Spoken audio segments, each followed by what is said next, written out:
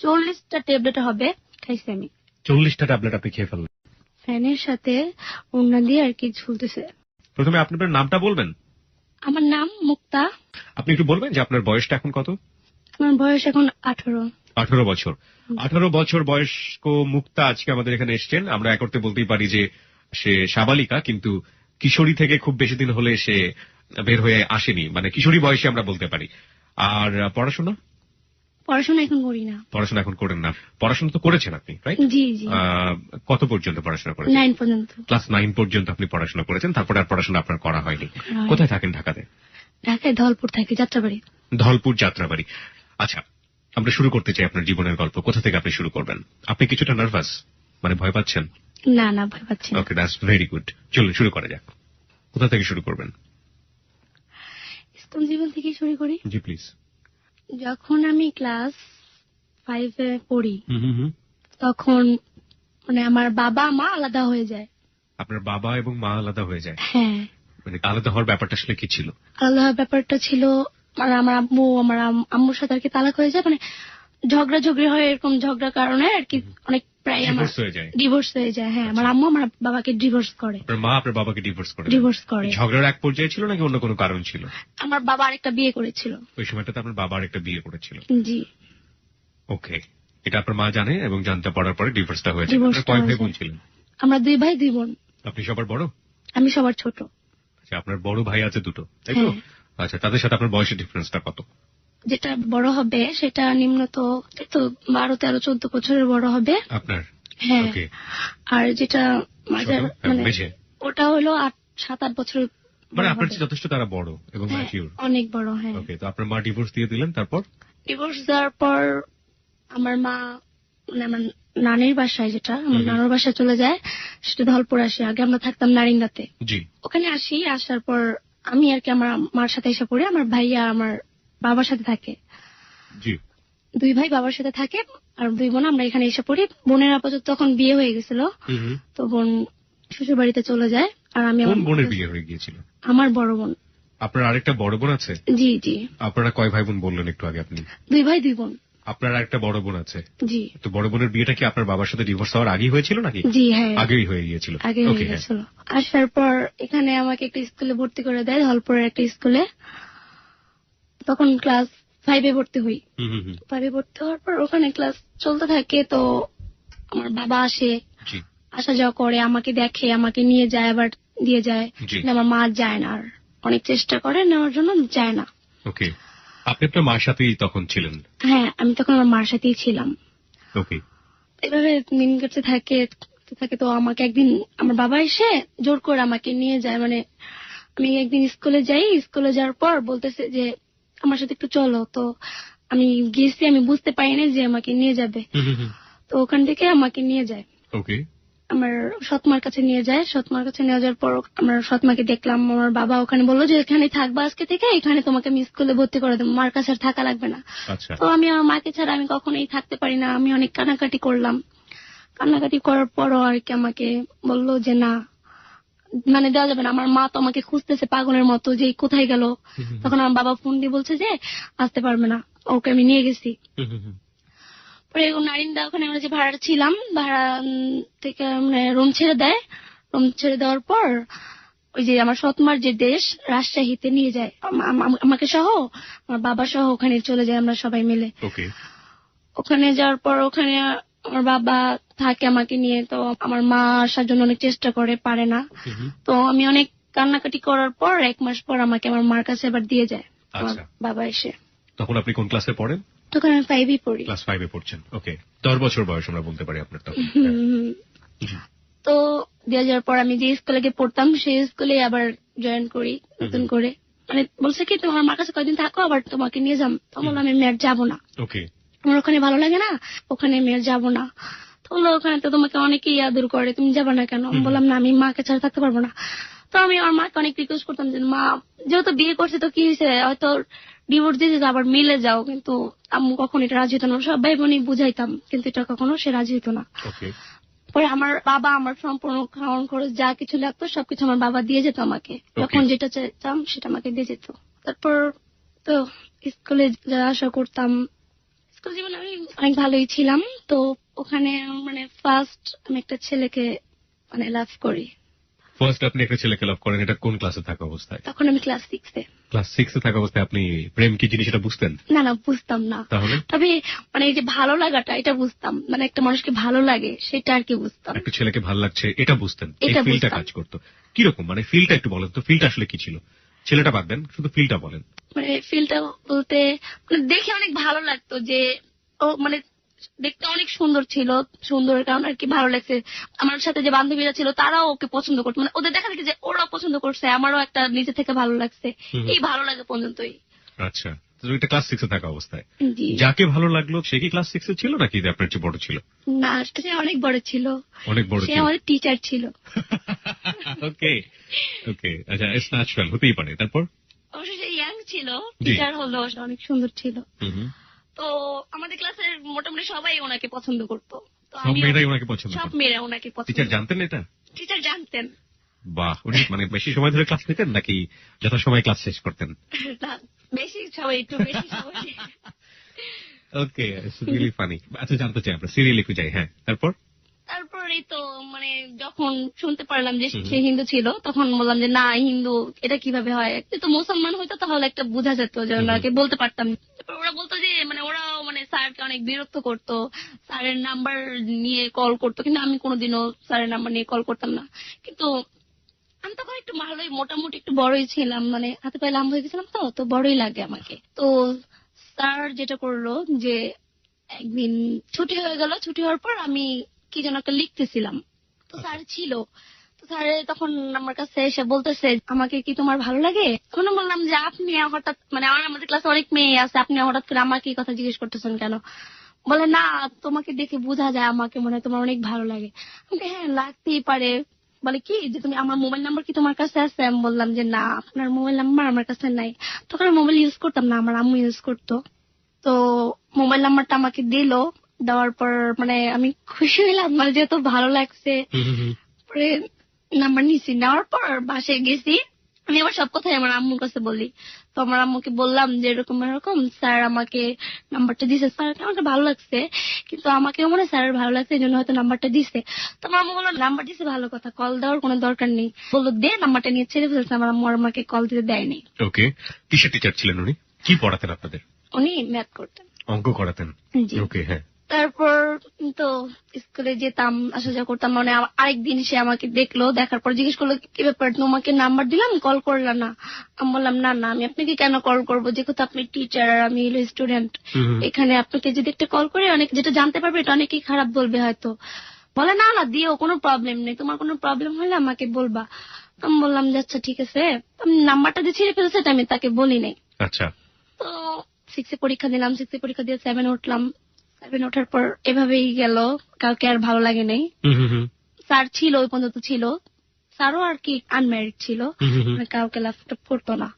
তো স্যার একদিন আমাকে বললো যে তোমাকে আমার অনেক ভালো লাগে।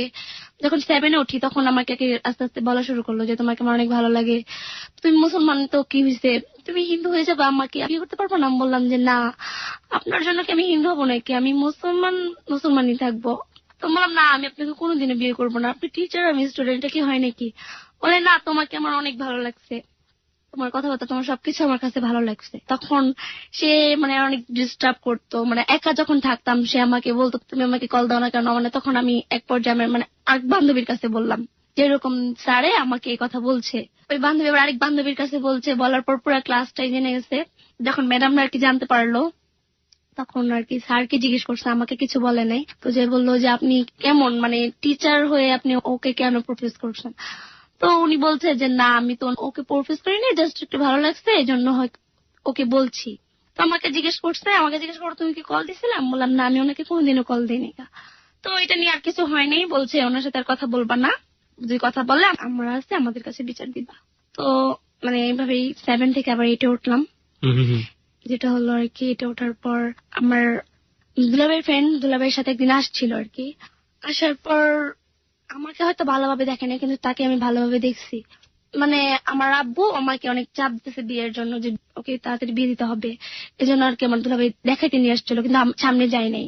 তো দেখার পর ছেলে চলে যায়, আমি আমার বাসায় থেকে যাই। তারপরে আমার আব্বু কি করলো, আবার আসলো, আসার পর বললো যে চলো তোমাকে আবার নিয়ে যাবো। কয়েকদিন স্কুল বন্ধ দিছে, তারপর রাজশাহীতে যে আবার থেকে আসলাম। ওখানে যাওয়ার পর অনেক ছেলে দেখাইছে, আমার পছন্দ হয়নি। আমি বললাম যে না, আমি আর কয়েকদিন যাক না কেন, আমি লেখাপড়াটা শেষ করি না, মেট্রিক পরীক্ষাটা দিই, তখন না হ্যাঁ বিয়ে করবো। আমার বাবা বললো যে না, আমার অনেক বয়স হয়েছে, তুমি যেহেতু সবার ছোট আছো, তোমাকে বিয়েটা দিয়ে যেতে হবে। ওকে। তো দেখাইলো, আমি বললাম যে না, গ্রামে গ্রামে বিয়ে করে আমি থাকতে পারবো না, যেহেতু আমি কোনো কাজই জানি না। গ্রামের ছেলেদের আমি এমনিও একটু কম পছন্দ করতাম। ওকে। তো বলতাম যে না, গ্রামে বিয়ে করবো না, বিয়ে করলে ঢাকায় বিয়ে করবো, যেহেতু গ্রামে বিয়ে করে আমি কোনোদিনও থাকতে পারবো না। গ্রামে আপনি কখনো থাকেননি? থাকি নাই।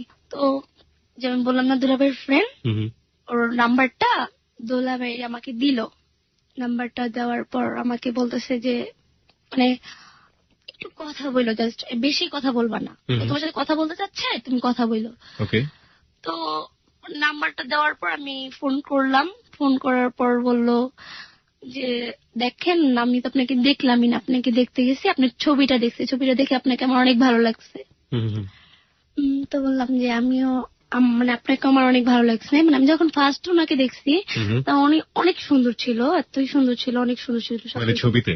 ছবিতে না, বাস্তবে দেখছি। বাস্তবে দেখা হলো? কবে দেখা হলো বাস্তবে? বাস্তবে যে দুলাভাইয়ের সাথে আসছিল, আমি সেদিনই দেখছি, কিন্তু আমি হয়তো কিছু বলি নাই বা সামনেও যাইনি। সেদিন আমার একটু দরকার, মানে আমার বান্ধবীর সাথে এক জায়গায় বের হয়ে গেছে। আপনার ধারণা ছিল যে মানে তার সাথে আপনার বয়সের পার্থক্যটা কত? আপনি যদি একটু বলতেন। আপনি তখন ক্লাস 9-এ পড়েন, মানে হচ্ছে আপনার বয়স 14 থেকে 15 বছর বয়স। 15 হবে। 15। আর ওনার বয়স? ওনার বয়স 21 হবে। ওকে, হ্যাঁ। তারপর তো আমাকে বললো যে ঠিক আছে। আমি বললাম দেখেন, আমার তো মোবাইল নেই, আমি কিভাবে কথা বলবো, আর যেহেতু আপনি আমার দুলাভাইয়ের ফ্রেন্ড, আমি দুলাভাইয়ের মোবাইল দিয়ে কথা বলবো, আর আমাকে যদি আপনার ভালো লেগেই থাকে তাহলে ওয়েট করেন, আমি মেট্রিক পরীক্ষা শেষ করবো, তারপর আমাকে হয়তো বিয়ে করেন। ওকে। তো বললো হ্যাঁ ঠিক আছে। জি। আমি বললাম যে ঠিক আছে। তখন কথা এভাবে বলতে লাগলাম। আমার মোবাইল ছিল, আমার মোবাইলটা হয়তো তখন আমার দুলাভাই আমাকে যেটা বললো যে কথা বলতে না, বললো যে ওনার মোবাইল দিয়ে কথা বলতে, আমাদের মোবাইল দিয়ে কথা বলতে না। তো ওকে অনেক ভালো লেগে যায়। ভালো লেগে যাওয়ার কারণে আমি আমার মার মোবাইল দিয়ে কথা বলতাম, কেউ দেখতো না, কেউ জানতো না, মানে এক ধরনের অ্যাট্রাকশন তৈরি হয়ে গিয়েছে তার প্রতি।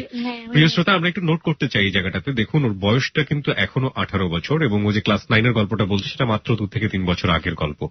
এবং ওর বলাটাকে আসলে ওর মতো করে নিতে হবে। ও ছোট মানুষ ইন দ্য সেন্স বয়সের দিক থেকে ছোট মানুষ, কিন্তু অভিজ্ঞতার দিক থেকে আজকে যারা শুনছেন, বয়োবৃদ্ধ যারা অনেকে আছেন, তাদের জীবনে যেসব অভিজ্ঞতা ঘটে তার চাইতেও অনেকাংশে সে ছাপিয়ে যাবে তার জীবনের গল্প। আমরা আশা করছি শেষ পর্যন্ত ধৈর্য ধরে শুনবো মুক্তার জীবনের গল্প। হ্যাঁ, তারপর মুক্তা। তো মোবাইলে কথা বলতাম, বলার পর এক পর্যায়ে অনেক ভালো লেগেছে ওকে। তো ও আমাকে বলে, তখন কি হলো যে আমার বাবা আবার আসলো। আসার পর তখন মানে 8-এ পরীক্ষাটা আমি দেবো আর কি, সেই পর্যায়ে আমার বাবা এসে আমাকে নিয়ে যায়, বলে আরেকটা ছেলে আর কি, মানে অনেক ভালো একটা ছেলে, বলে দেখবে তোমাকে। তো সে রাজশাহীতে আমাকে নিয়ে যায়, মানে মিথ্যা কথা বলে নিয়ে যায়। নিয়ে যাওয়ার পর আমাকে আর আসতে দেয় না। তো ওর সাথে অনেক কষ্টে কথা বলি, তখন ও বলে যে আমি এসে নিয়ে যাই, এরকম ধরনের অনেক কিছুই বলে। তখন বললাম যে না, এখানে কিভাবে আসবা তুমি। মানে ওর সাথে মানে ফেস টু ফেস এখনো দেখা হয়নি, ও আমাকে তো দেখাই না, জাস্ট ছবিতে দেখছে। ওকে।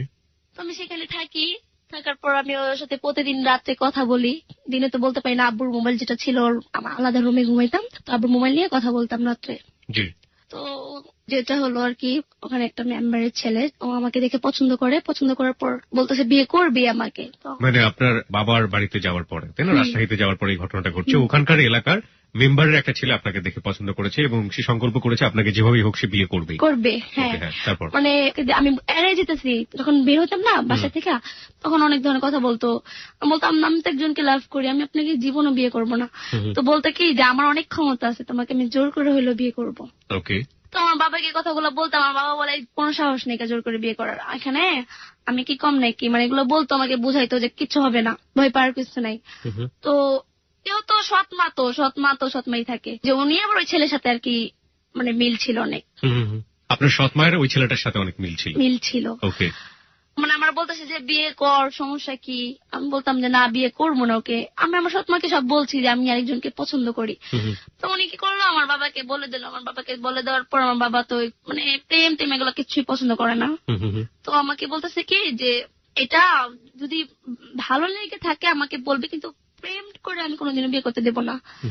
আর ছেলের বাড়ি কোথায় আগে সবকিছু আমি দেখবো, তারপর হয়তো যেটা আমি সিদ্ধান্ত নিব। হ্যাঁ। আচ্ছা, আর আপনার বাবা যার জন্য নিয়ে গিয়েছিল সেই ছেলেটা কি মেম্বারের ছেলেই ছিল? হ্যাঁ। ওকে, হ্যাঁ, তারপর তখন মানে ওই ছেলেটারে অনেক বোঝার পরে ছেলেটা কোনো মতে রাজি হচ্ছিল না। তখন আর কি সবাই যখন লোকজন ডাকলো আমার বাবা যে ও আমার মেয়েকে অনেক ডিস্টার্ব করতেছে, ও হুমকি দিচ্ছে, তখন সবাই বুঝালো যে মানে ছেলের বাবা ছেলেকে বললো যে না, পছন্দ হয়েছে, মেয়ে তো আরেকজনকে পছন্দ করে। তখন বোঝানোর পর আর কি ছেলে একটু মানছে আর কি। না, আমি একটু কনফিউশনে পড়ে যাচ্ছি। আপনার বাবা তো ওই ছেলেটার জন্যই আপনাকে ওখানে নিয়ে গিয়েছিল দেখানোর জন্য, তাই না? এবং এক পর্যায়ে ওই ছেলে আপনাকে দেখে রাজি হয়ে গেল, ক্রেজি হয়ে গেল বিয়ে করার জন্য, এবং আপনি তাকে পছন্দ করলেন না কারণ আপনার অন্য একটা ছেলেকে পছন্দ আছে, তাই তো? তাহলে ওই ছেলেটাকে সামাল দেবার জন্য আপনার বাবা কেন আবার লোকজন ডাকলো? কেন লোকজন ডাকলো মানে অতিরিক্ত করতেছিল। আমার বাবা বলছে যে তুমি মানে আমাকে ডিস্টার্ব ফিল করতেছে, আবার হুমকি দিচ্ছে, এই জন্য আমার বাবা রাগ হয়ে গেছে যে তোমাকে বিয়ে করার কথা বলছে কিন্তু তুমি বললা কেন জোর, মানে ও একটা কথা বলছে জোর করে হইলো বিয়ে করবো। ও আচ্ছা, এই জন্য আমার বাবা মানে বলছে যে বিয়ে দেবো না। আচ্ছা ঠিক আছে, তারপর? তো সেখানে থাকার পর ওর সাথে কথা হয় প্রতিদিন।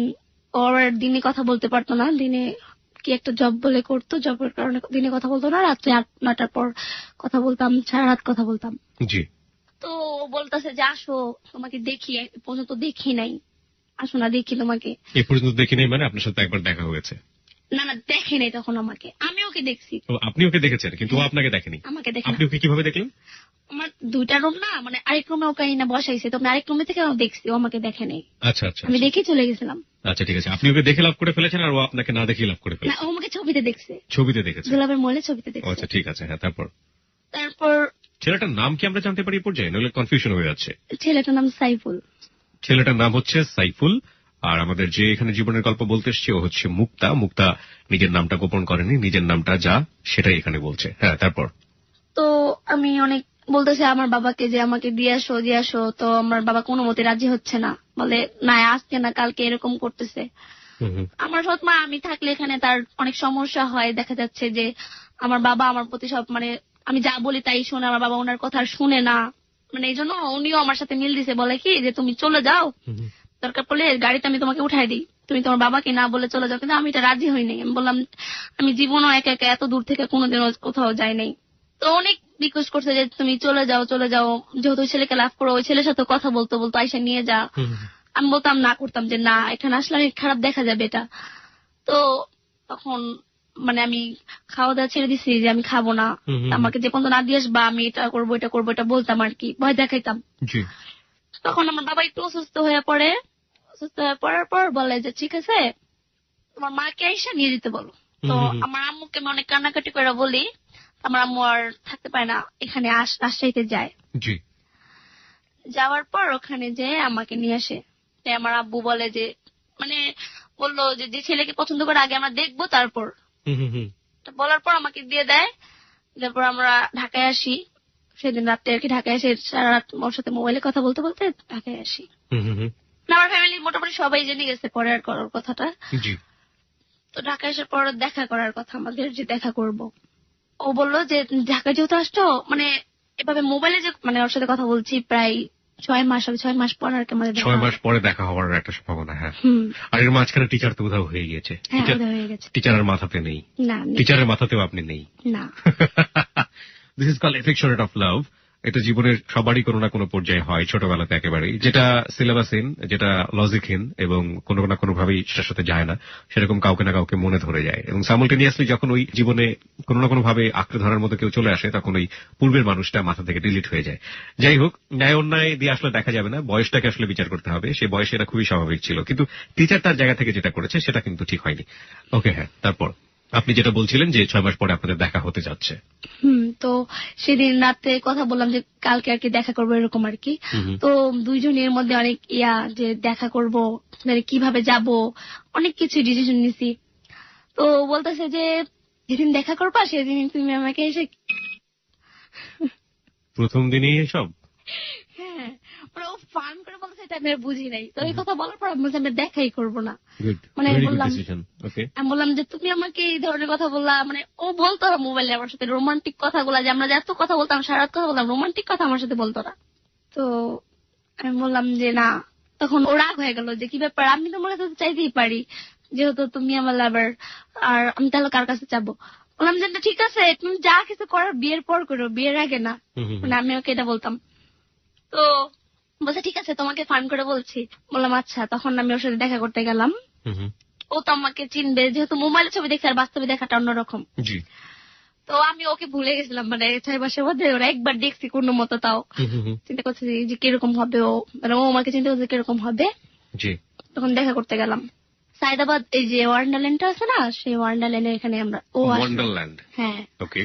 এখানে ওখানে আমার ফার্স্ট দেখা আর কি। তো এলাম, যার পর ওকে কল দিলাম যে তুমি কোথায়। তো বললো যে আমি ওইখানে আছি। তো আমাকে আগে দূরের থেকে দেখছে, দেখার পর ও বলতেছে যে আমি আসবো না। তো বললাম যে কেন? বলে না না না, ফান করে বলছি আসবো আসবো। তো আমি বললাম কি যে তোমাকে আমি দেখছি, তাহলে আমিও চলে যাই। দেখো তো দুইজনে সামনে আমরা কথা বলবো না, মানে দূরে থেকে আমরা দুজন দেখে কথা বলতেছি মোবাইলে। বলার পরে সামনে আসলো, ফার্স্ট যেটা আমাকে অনেকগুলা গোলাপ ফুল দেয়। ওকে, বিউটিফুল। তো আমাকে বললো যে তুমি না? বললাম হ্যাঁ। ওরে রিস্কা নিয়ে বলে যে চলো টিসিতে যাই আমরা ঘুরতে। বললাম যে না, আজকে তো বাসায় মানে বলে আসি নাই, আরেকদিন যাব। তো ও আবার ওদিক দিয়ে ওর বাড়িতে যাবে, বললো যে আমি আমার বাড়িতে যাব। তখন আর কি রোজার মাস ছিল, তো ওর বাড়িতে চলে যাবে। আর আমার বললো যে ঠিক আছে তোমার বাসায় তোমাকে দিয়ে আসি। তো রিস্কা দিয়ে আমার বাসায় দিয়ে আসছে। বাসায় দিয়ে ওখানে আবার চলে গেছে। আচ্ছা, আমাকে একটু বলেন তো, এই যে আপনি তো ক্লাস 9-এ পড়া অবস্থায় ওই সময় একটা ঘটনা না, আপনি টিএসসি বলতে তখন কি বুঝতেন? একদম ফ্র্যাঙ্কলি। কিছুই বুঝতাম না। কিছুই বুঝতেন না? না। আর ও যখন বললো যে টিএসসি তে যাই, তখন আপনার জিজ্ঞেস করেননি যে টিএসসি জায়গাটা কি, ওইখানে কি হয় না হয়? না, আমি কিছু জিজ্ঞেস করি, কিন্তু টিএসসি নামটা আমি শুনছি কিন্তু কখনো যাইনি। আপনি শুনেছেন এর আগে? আচ্ছা, শুনে আপনার মনে কি ধারণা হতো টিএসসি সম্পর্কে? মানে ধারণা হতো, আমি যতটুকু জানতাম ওখানে নাকি বেশিরভাগ প্রেমিক প্রেমিকেরাই যায়। নোট অন দ্যাট পয়েন্ট, প্রিয় শ্রোতা। টিএসসি ঢাকা বিশ্ববিদ্যালয়ের অনেক গুরুত্বপূর্ণ একটি জায়গা, টিচার্স অ্যান্ড স্টুডেন্ট সেন্টার। আমি ঢাকা বিশ্ববিদ্যালয়ে যখন ভর্তি হওয়ার 2 বছর পরে আমি টিএসসি তে গিয়েছিলাম। তার আগে আমার যাওয়ার সুযোগ হয়নি, কোনো না কোনো ভাবে হোক না কেন। টিএসসি তে যাওয়ার পরে আমি আমার ফ্রেন্ডকে বলেছিলাম এটাই টিএসসি। মানে টিএসসি সম্পর্কে একটা ব্র্যান্ড সব জায়গাতেই আছে, এবং সেটা ওর কাছ থেকে জেনুইনলি আমরা যেটা জানলাম, which is truly not good. এবং এটা সত্য না, আসলে কোনোভাবেই সত্য না। ঢাকা ইউনিভার্সিটি যারা পড়েন এবং ঢাকা ইউনিভার্সিটিতে যারা গিয়েছেন তারা নিশ্চয়ই জানেন যে ঢাকা বিশ্ববিদ্যালয়ে জ্ঞান বিকাশ কেন্দ্রের একটা জায়গা যদি আমরা বলি, সেটা আমরা বলতে পারি টিএসসি। ওখানকার অডিটোরিয়াম, ওখানকার টিএসসি স্মেল, ওখানকার যা যা আছে সেগুলো প্রত্যেকটাই ঢাকা ইউনিভার্সিটি স্টুডেন্টদের কাছে অনেক অমূল্য সম্পদ এবং অনেক বেশি নস্টালজিক।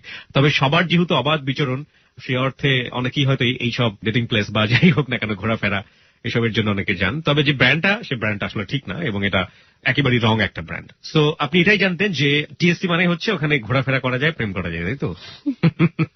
এখনো কি সেটাই জানেন? না, এখনো সেটা জানি না। আজকের পর থেকে অন্তত আপনি যেটা জানবেন সেটা হচ্ছে টিএসসি মানে এটা না, তাই তো?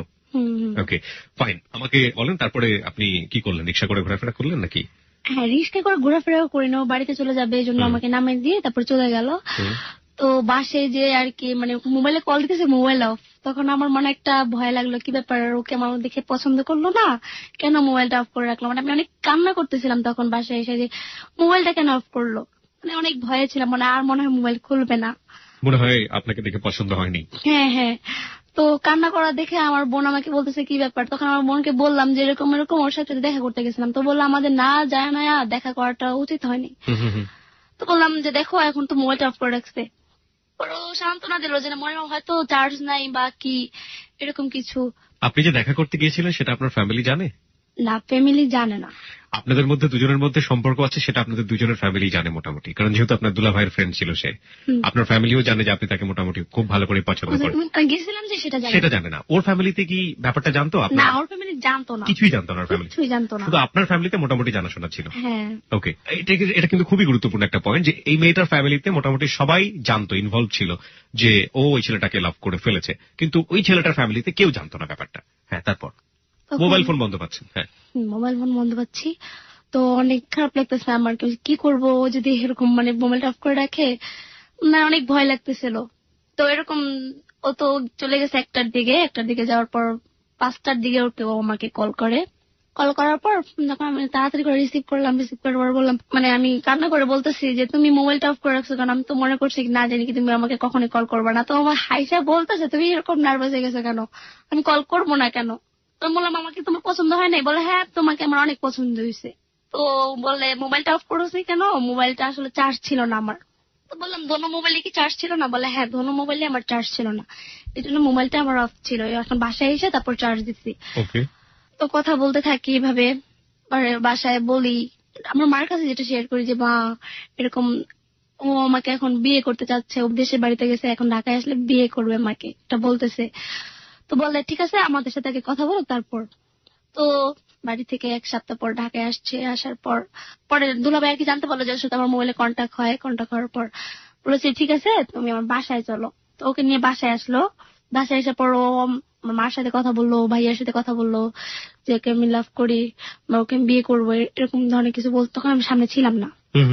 তোমার ফ্যামিলি বলে ঠিক আছে তোমাকে আমরা বিয়ে দেবো, কিন্তু তোমার গার্জেন আনতে হবে, তুমি কোথায় থাকো সেই ঠিকানা দিতে হবে। কিন্তু ও বললো যে না আমার কিছুই দিতে পারবো না, আমার অনেক প্রবলেম, তো তার জন্য আমি দিতে পারবো না, আমার ফ্যামিলিকে না জানিয়ে আমার বিয়ে করতে হবে, আমার ফ্যামিলি জানলে এটা মানবে না। আমার মা বললো যে মানবে না তাহলে বিয়েও দিব না। ঠিক আছে আমার মেয়ের সাথে আজকের পর থেকে কোনো কথা বলবা না, যদি ও ফোন দেয় ফোন রিসিভ করবা না। ওর কি অনেক মানে ঘিন জিনিসটা অনেক ছিল যে অনেকটা কথা বলবে কেউ, সেটা অনেক রাগ হইতো, ইমোশন ছিল, ঘিন থাকা মানে এক ধরনের ইমোশন ছিল, অভিমান ছিল, অনেক অভিমান ছিল। হ্যাঁ, তো আমার মা ভাই অনেক রাগ ভাবে ওর সাথে কথা বলে। তো ও এটা আর কি মনে মনে রাখে, মনে মনে রাখার পর বাসায় যায়। বাসায় যাওয়ার পর আমি ফোন দিলাম, আমি তো অনেক খুশিতে ছিলাম যে হয়তো রাজি হয়েছে সবাই। তো বলে কি তুমি আমার ফোন দিবা না আজকে থেকে। আমি বললাম যে কেন? বলে দিবা না। তো কেটে দিছে ফোনটা। বলার সাথে সাথে ওকে আমি আবার ফোন দিই, কেটে দিতেছে বারবার। যখন মানে বারবার কল দিতে রিসিভ করছে, রিসিভ করার পর বললাম যে কি হয়েছে আমাকে একটু বলো। বললো এরকম তোমার ফ্যামিলিতে রাজি হবে না, তাহলে আমার সাথে আর কথা বলে কি লাভ বলো, আর শুধু শুধু দুজনই কষ্ট পাবো। তাহলে আমি বললাম যে চলো আমরা তাহলে নিজে বিয়ে করি। তো ও এটা রাজি হয়নি, এটা খারাপ দেখায়। তো আমি আমার বাসায় সবাইকে বললাম যে না ওকে ছাড়া আমি কাউকে বিয়ে করতে পারবো না। ওনারা বলে যে না করতেই হবে। ও আর কি মানে আমার সাথে ঠিক মতো কথা বলে নাই, আমার মা যেদিনকার পর থেকে বললো কথা বলে না। তো আমি আর কি মানে অনেক কান্নাকাটি করি বাসায় যে ঠিক মতো খাওয়া দাওয়া করি না ওর জন্য। তখন আমার আম্মু দেখতে পারতেছে যে না আমি অনেক অসুস্থ হয়ে পড়ছিলাম আর কি, এর সাথে এরকম করতে করতে মানে না খাইতে খাইতে এরকম অসুস্থ হয়ে পড়ছিলাম। তো ওইটা জানার পর আমাকে ফোন দেয়। একটা জিনিস একটু বলেন তো আমাকে, যে ক্লাস 9-এ পড়া একটা মেয়ে, এক তো তার বিয়ে দেওয়ার বয়স হয়নি, সেই সময়টাতে বিয়ে দেওয়ার চেষ্টা করছে ফ্যামিলি থেকে, এটা একটা অনেক বড় একটা অসঙ্গতি। আরেকটা যেটা যে সেই সময়টাতে যদি বিয়ে শাদীর ব্যাপারটা নাও হয় তাহলে ফ্যামিলিগতভাবে প্রেমের ব্যাপারটা সাপোর্ট করার কথা না, বিশেষ করে আপনি যে ধরনের ফ্যামিলিতে বড় হচ্ছেন, একেবারে টিপিক্যাল মধ্যবিত্ত ক্লাস আমরা বলতে পারি, সেই জায়গাটা থেকে পরিবার থেকে কখনো শাসন করতো না আপনাকে যে না প্রেম করা যাবে না, বকাঝকা করা, মারধর করা? হ্যাঁ এটা তো অবশ্যই। আচ্ছা, এটা তো করতোই, মানে ওদের সামনে তো কথা বলতাম না, হয়তো জানতো আর কি, দেখে নেই কখনো কথা বলতে, অনেক কষ্ট করে আর কি ওর সাথে কথা বলতাম। ওকে, তারপর? তো ও এরকম করতো, ফোন দিতাম তো ভালো মতো কথা বলতো না, আগে যেরকম একটা কথা বলতো সেরকম ভাবে আর কি কথা বলতো না আমার সাথে। তো আরেকদিন দুলাভাইকে অনেক রিকোয়েস্ট করলাম যে আরেকবার নিয়ে আসেন না, কেউ তো আমার সাথে কথা বলতেছে না। মানে দুলাভাইয়ের সাথে অনেক ভালো একটা বন্ধুত্ব ছিল। তো আমার দুলাভাই বললো যে ওকে অনেক রিকোয়েস্ট করছিল তোমার দেশের বাড়িতে আমি যাই, দরকার তোমার মা বাবাকে আমি জানাবো না, দূরের থেকে তোমার বাড়িটা আমি দেখে আসবো, তো আমার শালীকে তুমি যদি ফেলে থেকে যাও তাহলে তোমাকে পাবো কোথায়, তোমার বাসার ঠিকানাটা তো দরকার আমাদের, আর কিছু দরকার নেই। মানে আপনার দুলাভাই যেটা বলছিল যে ঠিক আছে তোমার ফ্যামিলিকে জানাতে চাও না সেটা তো আলাদা ব্যাপার, কিন্তু বিয়ের সাথে যদি হয় তাহলে অন্তত তোমার বাসার ঠিকানাটা আমরা জেনে রাখি, কারণ আমার শালীকে যদি তুমি ফেলাই দিয়ে যাও তাহলে তোমার বাসায় গিয়ে যেন তোমাকে ধরতে পারি, তাই তো? হ্যাঁ। ও বলে না বাসার ঠিকানাই দেওয়া যাবে না। তো আমার দুলাভাই আমাকে যেটা এসে বোঝায় মানে ওর বাসায় মনে হয় কোনো প্রবলেম আছে, হয়তো ওর কোনো বোটও আছে। তো আমি এটা বিশ্বাস করলাম না যে 21-22 বছরের ছেলে, ওর আগে কিভাবে বউ থাকবে। আর ও তো দেশের বাড়িতে যাও আমার সাথে রাত্রে কথা বলে, কিন্তু বউ থাকলে তো কথা বলতে পারতো না আমার সাথে। তো আমি এটা বিশ্বাস করলাম কোনো প্রবলেম আছে হয়তো, ওই জন্য হয়তো দিচ্ছে না, হয়তো ভয় পাচ্ছে, বাবা মাকে জানাতে চাচ্ছে না, হয়তো মনে করছে আমরা জানাই ফেলবো, এই জন্য আর কি দিচ্ছে না। তো আমার সাথে কথা বলতেছে না কোনো মতো, 2-3 দিন ধরে কথা বলে না। তো কথা না বলার পর আমি অনেক নার্ভাস হয়ে যাই ওর প্রতি, যে আমি এখন কি করব, ওকে ছাড়া এখন আরেক জায়গায় আমার বিয়ে ঠিক করতেছে। তো আমি বললাম যে না আমি সেখানে বিয়ে করব না। ছেলে অলরেডি আমাকে এসে দেখে যায়, দেখে যাওয়ার পর পছন্দও করে, কিন্তু আমি রাজি হচ্ছিলাম না। তো ওকে জিনিসটা আমি জানাই, কিন্তু ও কোনো গুরুত্ব দেয় না। ফোন দিতেছি, আমি বলতেছি দেখো তুমি যদি ফোন না দাও তাহলে কিন্তু আমি কিছু করে ফেলবো। মানে এত জেদ উঠছিল তখন আমি মানে রাগের মাথায় মেসেজ লিখছি, মেসেজ লেখার পরও ফোন ধরতেছে না। তো আসলে মেসেজটা পড়ে নেই যে আমি কিছু একটা করে ফেলবো, এটা করলে হয়তো বলছে আর কি পরে যেটা। তো আমার ঘরে অনেক ধরনের ট্যাবলেট ছিল। অনেক ধরনের ট্যাবলেট? হ্যাঁ, আসলে অনেক কিছু ট্যাবলেট ছিল সেখানে, তো আমি সবগুলা নিয়ে খাই, খালি পেটেই খাই। কোন ধরনের কিসের ট্যাবলেট, কোথাকার ট্যাবলেট, কোনো কিছুই ছিল না, আপনি সবগুলো একবারে খেয়ে ফেললেন? হ্যাঁ, সবগুলো। এগুলো কিসের ট্যাবলেট ছিল আপনার জানা ছিল? হ্যাঁ, মানে ওষুধের বাসাতে অনেক ধরনের ট্যাবলেট, মাথা ব্যথার ট্যাবলেট আছে, জ্বরের ট্যাবলেট ছিল, প্রায় 40টা ট্যাবলেট হবে খাইছি আমি। 40টা ট্যাবলেট আপনি খেয়ে ফেললেন? কিসের জন্য? ওই যে ও ফোন ধরতেছে না, আবার বলে আরেক জায়গায় বিয়ে ঠিক করছে। ওর বিয়ে ঠিক হয়েছে নাকি আপনার বিয়ে ঠিক? আমার। মানে বিয়ে ঠিক বলতে ঠিক করতেছে। তো খালি পেটে খাইছি, তো বুকে অনেক জ্বালা পোড়া করতেছিল, আমি অনেকক্ষণ চুপচাপ ছিলাম। চুপচাপ তখন সহ্য করতে অনেক চিলেছে, তখন রাত 12টা বাজে। চিনার পর আমার আম্মু বলতেছে কি ব্যাপার, মানে আমার আম্মু অনেক ভয় পেয়ে গেছে। আমার আম্মু এমনি আমাকে অনেক কাজ করতে, তো দেখা সে কাঁদতেছে, মানে অনেক জোরে জোরে। তখন আমার পাশের ঘরে যে বাড়িটা ছিল, যে বললো তুমি কিছু খাইছো? আমি বলতেছি না না কিছু খাইনি। তখন আমার আম্মু ট্যাবলেটের খোসাগুলা যেগুলো নিচে পড়ানো দেখছে, তো দেখার সাথে সাথে আমার ভাইয়া আবার আরেক আমার বোনের দেশের বাড়িতে চলে গেছিল, আমার বোনের বাসায় ঘুমাইছে। তো ভাইকে ডাইকা নিয়ে আসছে যে ওর এরকম ওজনে কি খাইছে। খাওয়ার পর 12টা বাজে ওখান থেকে আমাকে ঢাকা মেডিকেল নিয়ে যায়। ও ওইদিকে আমাকে কল করতে থাকে, মানে মেসেজটা পড়ার পর কল করতে থাকে আমাকে। আমি তো মোবাইলটা ঘরে থেকে যাই, সেখানে আমাকে ঢাকা মেডিকেল ভর্তি করে। ভর্তি করার পর আমার অনেক সিরিয়াস অবস্থা হয়েছিল, মানে অন্যরকম, মানে চোখ টুক নাকি আমার উল্টে গেছে। তখন আমার সেন্স ছিল না, আমি জাস্ট চিল্লাইতেছি যে মানে আমার অনেক কষ্ট হইতেছে। প্ল্যান কি ছিল, মরে যাবেন? হ্যাঁ। ওকে।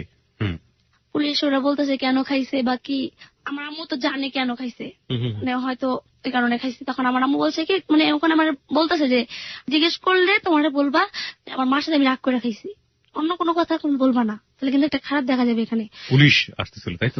পুলিশ তো আমাকে ওয়াশ যেখানে করে সেখানে ওয়াশরুমে ঢুকায়, আমার আম্মু ঢুকে ওয়াশ করে। সেই দিন ওয়াশ করার পর আর কি, কিভাবে ওয়াশ করে, কেমন লাগলো, ফিলিংসটা কেমন ছিল একটু বলেন, কারণ যারা এরকম চিন্তা ভাবনা করে তারা একটু জেনে রাখুক, এবং সেটা তারা কখনো চিন্তা করবে না। এতই কষ্ট ছিল, এতই কষ্ট যে আমার লাইফে আমি এরকম মানে কষ্ট কোনোদিন। কি করেছিল আপনাকে, পাইপ দিয়েছিল? হ্যাঁ, 2 হাত ভাজছে, তারপরে 2 পাও ভাজছে। তারপর আমি পাইপ তো সহজে ঢুকাইতে চাই না, মানে এমন মোটা পাইপ গলার ভিতরে, মানে এভাবে মুখ চেপে ধরে ঢুকাই দেয় ডাইরেক্ট। ঠিক আছে, মানে এত কষ্ট হয়েছে, মানে আমার দম তো আটকে আসতেছে যখন পাইপ দিয়ে পানি দিয়ে এগুলা বের করে। মানে বাগানে পানি দিয়ে এক ধরনের পাইপ দেখেছেন? হ্যাঁ, অনেক মোটা পাইপ। ওইটাই মোটা পাইপ। হ্যাঁ, অনেক মোটা পাইপ ছিল। তার কত নোংরা কার্পেটের মধ্যে ঢুকে চাললাম বুঝছেন। যাই হোক, যারা এইসব চিন্তা ভাবনা করেন তারা কিন্তু এগুলো একটু চিন্তা ভাবনা করে দেখবেন। হ্যাঁ, পাইপটা কিন্তু গলার ভিতর দিয়ে যাবে। যাই হোক, তারপর তো মানে অনেক কষ্ট হয়েছে, মানে হাত তো বাঁধা, মানে লড়তে পারতেছি না, চড়তে পারতেছি না, দেখতে আমি কান্না করতেছি, আমার এদিক দিয়ে কষ্ট লাগতেছে, মানে আইটলে মরে গেতাম এরকম লাগতেছে আমার কাছে। তো আম্মু আর কি সিনটা দেখতে পারতেছে না, আমার আম্মু ঘুইরা কাঁদতেছে যে তাড়াতাড়ি করেন, ও মনে আর বাঁচবে না, এরকম করতেছে কেন। তো ওয়াশ করছে, ওয়াশ করার পর আর কি 1 ঘন্টার মতো সেন্স ছিল না। পরের দিন দেখে যে সুস্থ হয়েছি, তো সুস্থ হওয়ার পর পরের দিন আর কি ছেড়ে দেয়। পরে বাসায় আসি, বাসায় আসার পর দেখি ও কল দিছে, কল দেওয়ার পর রিসিভ করলাম। রিসিভ করার পর বললো তুমি কিছু করছিলাম? বললাম যে না আমি কিছু করিনি। ও আর কি জানে না কথাটা, আমি যে এত কিছু হয়ে গেছে আমার। বললো কি আমার সাথে দেখা করো। মা তখন ছিল না বাসায়, ঠিক আছে, বোনের বাসায় ছিল, ভাবি আমার সাথে ছিল। ভাবিকে বললাম যে দেখা করতে যাই আমি। বলে আচ্ছা ঠিক আছে যাও, তাড়াতাড়ি এসে পড়ো, আম্মু আসার আগে যেমন এসে পড়ো, তাহলে কিন্তু আমাকে বকবে।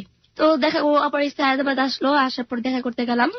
তো ও আর কি আমাকে একটা রেস্টুরেন্টে নিয়ে গেল, সেখানে আর কি বার্গার খাইতে দিছিল। আর কি বলছে কোনো কঠিন জিনিস খাইতেই না, মানে কলা দিয়ে পাইপ ঢুকেছে, আমি কিছুই খাইতে পারতাম না। তো আমাকে খাওয়াই দিতে আমি খাইতেছি না। বলে কেন, কি প্রবলেম? আর বারবার দেখতেছে যে গলা এখান দিয়ে লাল ছিল, ছিল। তো বলে কি হয়েছে, মানে আমি কিছু বুঝছি না, তোমাকে অসুস্থ লাগতেছে। তো বলে কি সত্যি করে বলো তো, আমার কাছে মিথ্যা কথা বলবো না, আমি কিচ্ছু বলবো না। তখন আমি বললাম আর কি সব কথাটা। তো বলার পর আমাকে একটা থাপ্পড় মারছে। যে ও বললো যে তুমি এখনই এই ধরনের কাজ করতে চাও, তাহলে তুমি তোমার বিয়ে করলে তো তখন আমি তো তোমার কিছু বলতেই পারবো না, তখন তো এরকম করবা। আমি বললাম যে না, তখন কি এরকম করবো? হয়তো তখন তোমাকে পাবো, তখন তো আর এই কাজটা ভুলেও করতে চাবো না, হয়তো তোমাকে পাবো না বলে এই কাজটা করতে চাইছি। আমাকে বুঝাইলো দেখো এই ধরনের কাজ কোনোদিনও করো না, এগুলো ঠিক না। তারপরে আমাকে বললো যে ঠিক আছে বাসায় চলে যাও, এখন আর যেহেতু অসুস্থ তোমার থাকতে হবে না আমার সাথে। অসুস্থ? হ্যাঁ, ও বাসা পর্যন্ত আমাকে দিয়ে আসলো। মানে তখন মানে কথা বলতে পারি না ভালো মতো, মানে ফ্যামিলির কারণে, ফ্যামিলি অনেক বকে। তখন আমি বললাম যে ও আমাকে একটা মোবাইল দেয় চুরি করে। হ্যাঁ, তো মোবাইল। আপনি এর আগে কার মোবাইল থেকে কথা বলতেন? আমার মার মোবাইল দিয়ে কথা বলতাম। মার মোবাইল থেকে? মার মোবাইলটা কি বাসায় থাকতো নাকি মা নিয়ে যেত? না, বাসায় থাকতো, নিয়ে যেত না। উনি কি করতেন? কিছু করতো না। ওকে, হ্যাঁ। তো আপনাদের সংসার চলতো কিভাবে, টাকা পয়সা কে দিত? আমার বাবা যেমন ছিল সে পর্যন্ত আমাকে আমারটা দিত আর কি, আমার মারটা আমার ভাইয়া দিত। আপনার খরচটা আপনার বাবা দিতেন, আর মার খরচটা আপনার বড় ভাই চালাতেন, তাই তো? হ্যাঁ, তারপর? মোবাইল কিনে দিল আপনাকে? হ্যাঁ, মোবাইল কিনে দিল।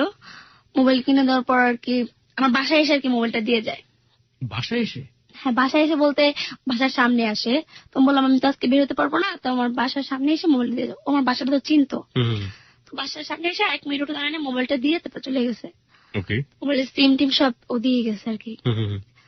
ওই মোবাইল দিয়ে কথা বলি যখন বাসার সবাই ঘুমিয়ে যায়, ধর 12টার পর সবাই ঘুমিয়ে যায়, তখন 1টা বা 1:30টার পর কথা বলি ওর সাথে। রাত্রে ছাড়া আর কথা বলতে পারতাম না। ওকে। তো একদিন শুনি আমার বাবা মারা গেছে। তো সেখানে গেলাম। ও বললো যে ঠিক আছে যাও। আমি বললাম যে কার সাথে যাব? এখন আমার ভাইয়া ওরা যেতে যাচ্ছে না। ওকে। মানে ভাইয়া যেতে যাচ্ছে না বলতে ভাইয়া বলছে আমি একটু পরে যাব। আমি তো সবার ছোট, তো আমি আমার বাবাকে আমার অনেক ভালোবাসতাম, তো আমি আর সহ্য করতে পারতেছিলাম। আমি বললাম এক্ষুনি যাবো, তো আমার মাও যেতে পারতেছে না। তো আমার কাছে টাকা ছিল না, কিভাবে যাব? এখন আমার বোনের কাছে টাকা ছিল না, আমার দুলাভাই আবার দেশের বাড়িতে গেছিল। তো ওরে বললাম যে দেখো আমি তো যাব, আমার কাছে টাকা নেই। তো আমাকে আইসা 3000 টাকা দিয়ে গেল। ওকে। তখন মানে আমার বোনেরা আমার গাড়িতে উঠাই দিছে, যে বলছে ঠিক আছে আপনারা যান। কোথায় যাচ্ছেন? ওই রাজশাহীতে। আমার বাবা মারা গেছে তো ওই জন্য। ও মাই গড। বাবা কিভাবে মারা গেলেন? বাবা হঠাৎ করে মারা গেল, ভালোই ছিল। এখন বলতেছে আর কি ওখানে কিভাবে মারা গেছে এটা তো জানি না, এমনি হয়তো মারা গেছে। এখন আমরা যতটুকু সন্দেহ করি যে আমার সৎ মা হয়তো মেরে ফেলছে, এরকম একটা কিছু। মা মেরে ফেলেছে আপনারা সন্দেহ করেন আপনাদের জায়গা থেকে, ঠিক আছে। সন্দেহ ব্যাপারটা আসলে প্রুফ ছাড়া আমরা নাই বাই গেলাম ওদিকে। হ্যাঁ, তারপর? তো ওইখান থেকে আমরা সব ভাই বোন যাই। যাওয়ার পর তারপরে লাস্ট দেখি ওরা বলছিলাম যেতে, ও বলে যে না আমাকে কি পরিচয় দিবা? যার পর অনেকে জিজ্ঞেস করবো এটা কি, আর তোমার ভাই তো জানতে এটা তো তোমার অনেক বকবে। তো আমি মোবাইলটা নিয়ে যাই, এটা আমার ভুল হয়। মোবাইলটা নিয়ে যাওয়ার পর আমার ভাইয়া দেখে ফেলে যে মোবাইল কার। তো বললাম কি মোবাইলটা আমার ওই যে আমার মামাতো ভাই ছিল, যে ওই মহিলার আর কি ভাইয়ের ছেলে। বললাম ওর। বললো কি যে না ওর মোবাইল না। আচ্ছা, বললো যে ঠিক আছে ওর মোবাইল না, প্রমাণ হবে এটা কার মোবাইল। তো ওখানে যেহেতু অনেক মানুষজন ছিল কিছু বলে নাই, মনেটা মনে রাখছে আর কি। তো ওর ভাইয়াকে আর কি আলাদা জিজ্ঞেস করছে মোবাইলটা কি ওরে কি কোনো মোবাইল দিছো? তো বললো না তো আমি ওর কোনো মোবাইল দিইনি, তো কথা বলার জন্য। তখন ও আর কিছু বললো না, বাসায় আসলো। বাসায় আসার পর দুলাভাইকে বলে দিল যে আপনার ফ্রেন্ড ওর মোবাইল দিছে। তো দুলাভাই আর কি আমার প্রতি একটু রাগ ছিল, যে আমাকে বললো যে কিভাবে ওর মোবাইল নিছো কেন, অনেক বকছে আর কি। মোবাইলটা খুঁজছে, মোবাইলটা ভেঙে ফেলবে এরকম একটা কিছু, ওর সাথে সম্পর্ক রাখতে দিবে না। তো এর মধ্যে আবার বলতেছে যে তুই দেখা করো দেখা করো। তো আমি দেখা করতে গেলাম। সেদিন না বলেই দেখা করতে গেছি, সকাল 12টা বাজে বের হইছি। ওর সাথে দেখা করতে গেলাম। এদিকে আমার মোবাইলের নাম্বার ওরা জানে না, জানতো একমাত্র আমার ভাবি। সেদিন আমার ভাই আমার ভাবিকে আর কি কসম কাটে বলছে যে ওর কোনো নাম্বার আছে কিনা। তো নাম্বারটা উনি দিতে বাধ্য হয়েছে, যে নাম্বারটা হ্যাঁ আছে। তো ফোন দিয়ে বললো যে কোথায়? তো বললো আমি এক বান্ধবীর বাসায় গেছি। বলে কোন বান্ধবীর বাসায় গেছে? এখন যে বান্ধবীর কথাই বলবো বাসায় যে খোঁজ করবে যে আসলে বান্ধবীর বাসায় গেছে কিনা। এখন আমি তো আছি ওর সাথে। এখন ও বলতেছে যে তুমি যে আসছো এখন তো তোমার বাসায় গেলে অনেক মারবে, আমার উপরে এমনি রাগ। বললাম যে না ঠিক আছে। আমি বললাম যে মায়ের খেলে খাবো, তারপর আসছি যখন আর যাবো না, পরে যাই। তো 12টা বাজে গেছি, 5টা পর্যন্ত টিএসসিতে ছিলাম আমরা। অনেকক্ষণ টিএসসিতে বসেই ছিলাম, দুজন মিলে অনেক কথা বলছি। বাসায় আসতে আসতে প্রায় 7টা বেজে যায়। তো বাসায় আসি। বাসায় আসার পর মানে আমার মা যেটা বলতেছে এখন আসিস না করে, ঘরে তো ভাই আছে দূরে আছে, ধরো আসলে অনেক মারবো। তো ওই কথা আমার শুই না বলছে। আমার ভাই আবার কি করছে, হাত টাই না ধরে ভিতরে নিয়ে গেছে। তো আমার পার্সোনাল মোবাইল ছিল, দুলাভাই মোবাইল করে খুঁজতেছে। তো আমার পার্সের হাতে থেকে মোবাইলটা নিয়ে নিছে, নিয়ে সাথে সাথে মোবাইলটা ভেঙে ফেলছে। তো আমাকে অনেক মারছেও, আমার ভাই আমাকে অনেক মারছে, আমার দুলাভাইও মারছে সাথে, যে কেন গেলি, ঘুরতে গেলি কেন। তো ওই ছেলের ফোন দেওয়া ইচ্ছা মতো যা বলার অনেক কিছু বলছে, ওরে অনেক কিছু বলছে। যে বললাম ও একটা কিছু বলে অভিমান করে, যেহেতু ওরা বকা দিয়ে কথা বলছে, এই জন্য ওর বেশি অভিমান করছে। এখন আমি ফোন করছি পরে আমাকে তুই করে বলতো, তুই আমার আর কোনোদিন ফোন দিবি না, তোর ফ্যামিলি যে তোমাকে এতগুলো কথা বলছে তুই আমাকে আর কোনোদিন ফোন দিবি না। আমার কথা হলো যে আমার ফ্যামিলি একটা বলছি তোমার কারণে আমি গেলাম এই পর্যন্ত, কিন্তু তুমি আমার উপরে রাগ করলে কেন? আমার ফ্যামিলি হয়তো বলছে, আমি যে তোমাকে কিছু বলিনি, তাহলে একটা কথা ছিল। তো বলে ফোন দিবি না। তো আমি কি করলাম যে ফোন দিলাম না। মানে অনেক কষ্ট হইলো। তারপর 2 দিন আর কি ফোন দিইনি আমি, একদিন ওর ফোন না দিয়ে থাকতে পারতাম। 2 দিন পর ফোন দিছি। ও ফোন দিয়ে তেরা কথা বলতো ফোন দিছো কেন, আমার ফোন মানে আপনি করে বলতো, তুমি করে বলতো না। তো একসময় বিরক্ত হয়ে গেলাম যে যতবারই কল দিচ্ছি, যে কদিনই কল দিচ্ছি আমার সাথে কথা বলতেই চাচ্ছে না। মানে একটা মনে একটা জিদ করলাম যে না আমি আর ফোন দেবো না, যদি ও আমাকে সত্যি বলবে ও আমাকে ফোন দিবে। আর কি ব্রেকআপ হলো আমাদের। ব্রেকআপ হয়ে গেল? হ্যাঁ, ব্রেকআপ হয়ে গেল। তো এখানে আমি পরীক্ষাটা দিলাম, 8 পরীক্ষাতে 9-এ উঠছে আর কি, 9-এ ভর্তি হয়েছি। মানে প্রেম চলছিল ক্লাস 8 থাকা অবস্থায়? হ্যাঁ। ওকে। আমি মনে করছি সাথে আমার সম্পর্ক ব্রেকআপ হয়ে গেছে, আর মনে হবে না। আমার দুলাভাই আরেকটা ছেলে আনে বিয়ে করার জন্য। আমি তখন রাজি হয়েছি যে ঠিক আছে, মানে ওর বোধ একটা ওই আইসা করছে যে না, ও যেহেতু আমার সাথে এত আমাকে দেখাইতেছে, আমাকে মানে চিন্তাছেই না, এরকম ভাবে কথা বলতেছে, আমিও পারবো না কেন? ও যত পারছে আমিও পারবো। ওকে। তো বললাম যে ঠিক আছে, বিয়ে ঠিক করেন আমার, আমি বিয়ে করবো। তো বাবা মারা গেছে দেয়া। তো বললো যে ঠিক আছে তাহলে দেখতেছি। কিন্তু 3 মাস ধরে ওর সাথে কথা হয় না, খাওয়া দাওয়া তো আমি ছেড়ে দিচ্ছি, অনেক অসুস্থ হয়ে গেছি, মানে অনেক কানাকাটি করে কি করবো এখন, মানে ফোন দিলে মোবাইল বন্ধ। আমার যে নাম্বারটা জানতো ওই সিমটা আমি চেঞ্জ করে ফেলি। তো আমার দুলাভাইয়ের সাথে ওর কানেকশনটা ছিল আর কি, মাঝে মধ্যে দেখা হইতো। এটা সবাই জানে 3 মাস ধরে ওর সাথে কথা হয় না। দুলাভাইয়ের সাথে দেখা হওয়ার পর বলে যে ও কই, বললো যে বাসায়। বললো যে দোস্ত একটু দেও না, একটু ওর সাথে একটা বার কথা বলি। তো শালা আমাকে বকাবকি করার পর রাগ করছিলাম, রাগ করার পর ও আমার সাথে এখন কথাই বলে না। বলে না, কথা না বলাটাই বেটার, তোর কাছে আমরা বিয়ে দিমো না। রাগ করার কথা বললো। তো আমার দুলাভাই থেকে মোবাইলটা নিয়েছে, মোবাইলটা নিয়ে আমার মার যে নাম্বারটা ছিল, মা লেখা সেভ করা বুঝছে, নাম্বারটা নিচে নেওয়ার পর কল করলো। ও আবার নতুন সিম কিনছিল, তো নাম্বারটা চিন্তা ফোনটা আমি রিসিভ করলাম। মানে সেদিন রাত্রে আমি আবার ঘুমের ট্যাবলেট খেয়েছিলাম, ওর কথা মনে হলে আর কি আমি ঘুমের ট্যাবলেটটা খাইতাম। সকাল 9টার দিকে কল করছে। তো আমি ঘুম থেকে উঠে ফোনটা ধরলাম। ও বলতেছে কি ব্যাপার, তুই কি আমার একদম ভুলে গেলি? ফার্স্ট আমি চিনি নাই, কি ব্যাপার তুই করে আমার কি বলতেছে ঘুমের মধ্যে। তারপর আমি বললাম যে কে আপনি, কাকে চাচ্ছেন? তো কে আপনি বলে তো ফোনটা রেখে দিছে। ফোন রাখার পর আমি আবার ঘুমাই গেলাম। 1টার দিকে মনে ঘুম থেকে উঠছিলাম। ওঠার পর ওই নাম্বারই কল দিছি। কল দেওয়ার পর আমি বললাম হ্যালো, আপনি কে? আপনি যে তখন ফোন করলেন তুই আমার ভুলে গেলি, আপনি কে, আমার চিনেন আপনি? বলে কি তুমি কি আমার চিনো নাই? তখন বলছে তুমি আমার চিনো না। তখন আমি বুঝছি, তখন আমি কান্না করতেছি। আমি বলি তুমি আমার এতদিন পর কল দিলা, 3টা মাস কিভাবে থাকলা? পরে বলে যে দেখো তোমাকে আমি কদিন পরে কল দিচ্ছি, কিন্তু তুমি সিম চেঞ্জ করে ফেলছো। আমি সিমটা আমি চেঞ্জ করেছি, আমার ফ্যামিলি চেঞ্জ করছে, এটা আমার কোনো দোষ নেই, মোবাইলটা আগেই ভেঙে ফেলছে। তখন বললো যে ঠিক আছে। ও বললো আরেকটা মোবাইল দিই তোমাকে। আমি বললাম না, মোবাইল এখন নিতে পারবো না আমি। 3 মাস পর যে কথা হলো আর কি, তো কথা বললাম সেদিন রাত্রে, সারা রাত কথা বলছি, প্রায় 5টা পর্যন্ত কথা বলছি। পরের দিন বললো যে দেখা করো আমার সাথে, 3 মাস ধরে তোমাকে দেখি না, তুমি কোন অবস্থায় আছো। 2 দিন পর আবার দেখা করলাম, টিএসসি তে গেলাম। টিএসসি তে যাওয়ার পর অনেকক্ষণ কথাবার্তা বললাম, ঘুরলাম ফিরলাম, তারপর আবার বাসায় চলে আসলাম। ওকে। বাসায় চলে আসার পর আমার মা জিজ্ঞেস করলো কোথায় গেছিলাম। তখন ওরা ভালো করে জানে যে ওর সাথে তো আমার কথাই হয় না। ওরা মনে করছে যে আমি অন্য হয়তো বান্ধবী, সেটাই বিশ্বাস করছে। ওকে। আমার আম্মু আবার দেশে যাবে, তো বললাম যে ঠিক আছে, আমার মা তো দেশে যাবে, এখন তোমার সাথে আমি অনেক ঘুরতে পারবো। তানিয়া আপু আছে, তানিয়া আপু নামে, তাকে আমার আম্মু অনেক বিশ্বাস করতো। তার হাজবেন্ড আবার বাইরে থাকে, ওর বাসা আমাকে থুয়ে যায় আর কি। তো বললো যে ঠিক আছে আজকে তাহলে দেখা করো। সেদিন আর কি দেখা করলাম। দেখা করার পর আমি বললাম যে দেখো তোমার বাসায় আমাকে নিয়ে যাও আজকে। তোমার সাথে আমার 1 বছর ধরে সম্পর্ক, তোমার বাসায় আমি চিনি না। বলে দেখো আমি তো ব্যাচেলার থাকি, আমার বাসায় গেলে অনেক প্রবলেম, বলবে তুমি এটা কে, কেন আনছো? বললাম আমি যাবো, আমি জিদ করতেছি আমি যাবোই। তো বাসায় গেলাম, দেখলাম যে একটা ফ্যামিলির সাথে আর কি থাকে, ও একটা রুম নিয়ে একাই থাকে। ওকে। তো ওই মহিলা বলতেছে যে এটা কে? বললো দেখেন লাভার, ওরা আমি কদিন পর বিয়ে করবো। পরে মহিলা ওর সাথে একটা ভালো একটা রিলেশন ছিল দেখে আর কিছু বলেন। ট্যাবলেটে। তারপরে অনেকক্ষণ ছিলাম, তারপরে এসে পড়ছে আবার। ওকে।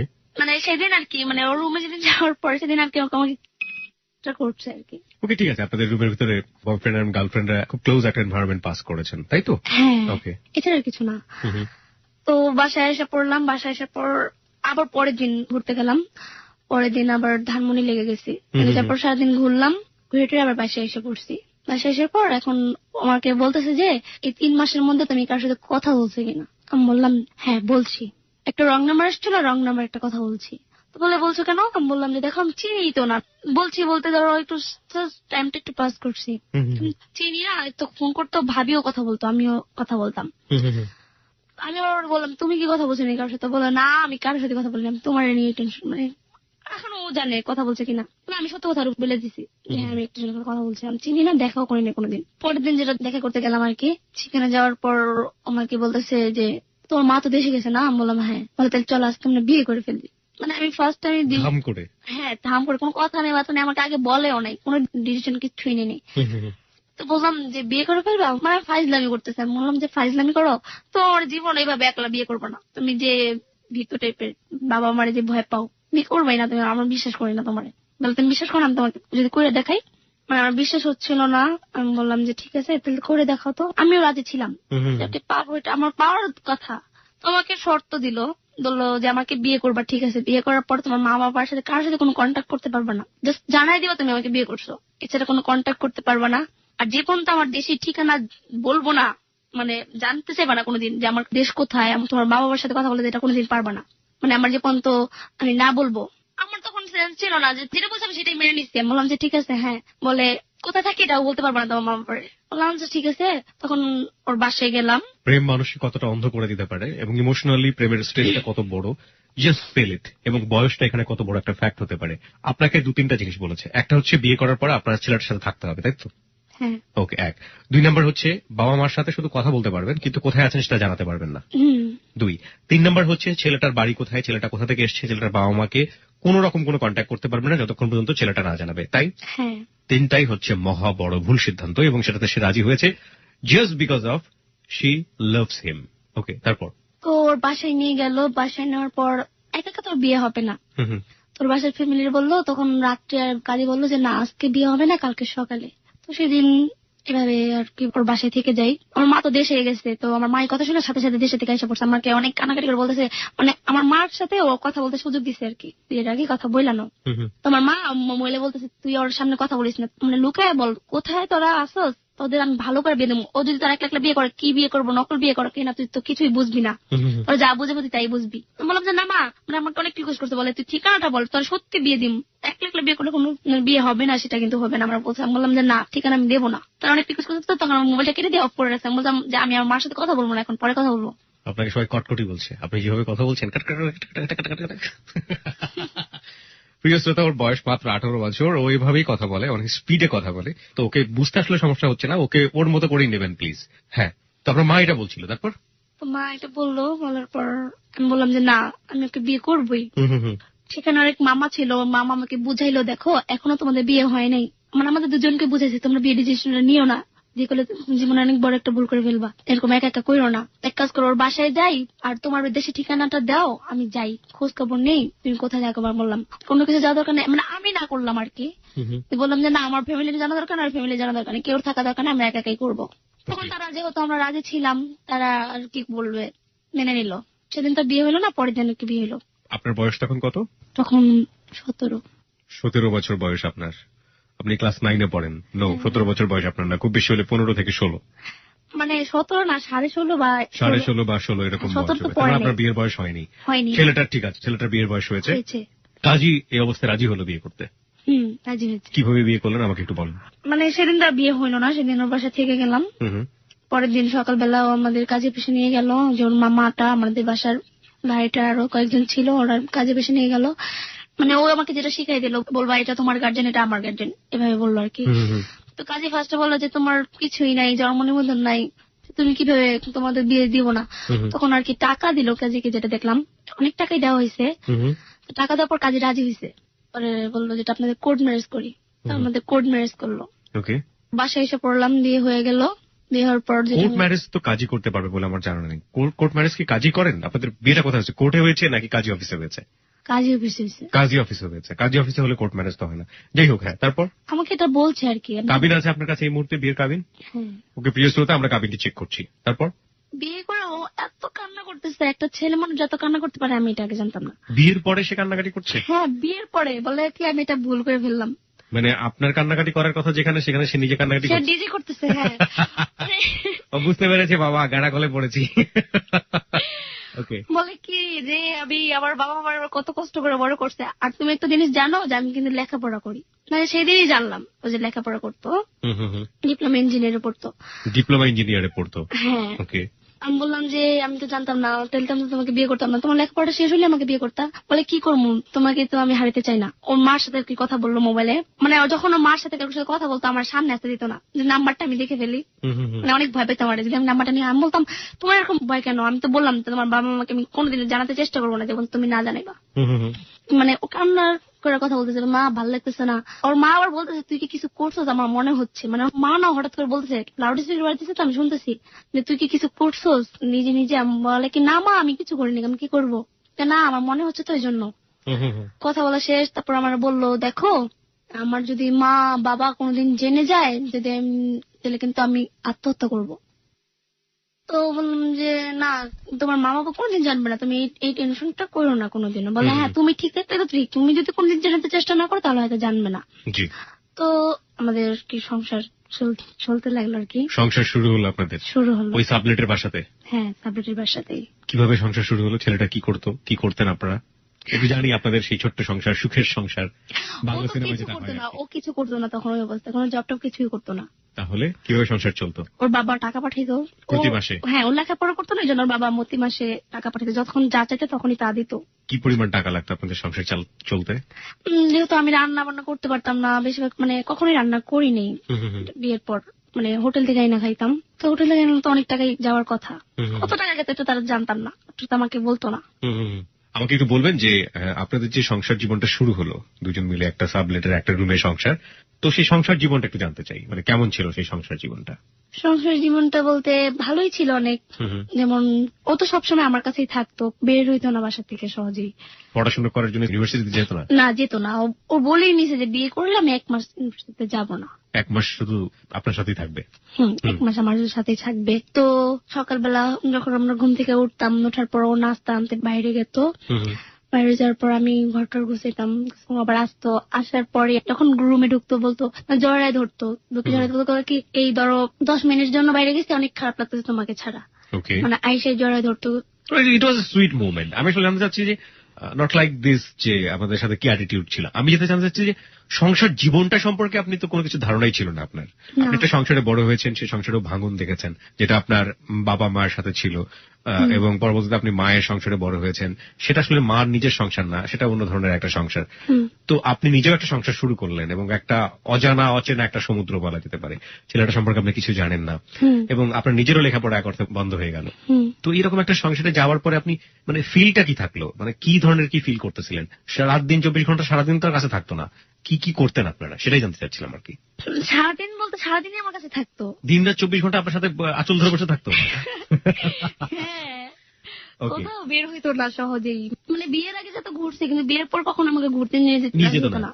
রুমেই থাকতো? দলের রুমেই থাকো, আমি তো আসি না। বোরিং লাগতো না একটা মানুষের সাথে এতক্ষণ ঘরের মধ্যে?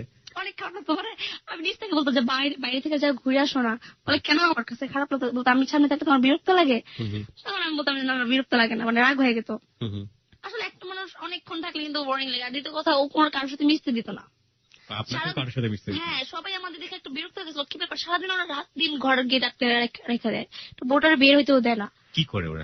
হ্যাঁ, একটু বের হইতে দিত না, কারোর সাথে কথা বলতে দিত না। আমাকে আগে বলছে কারোর সাথে কথা বলবা না। ওরে বাবা!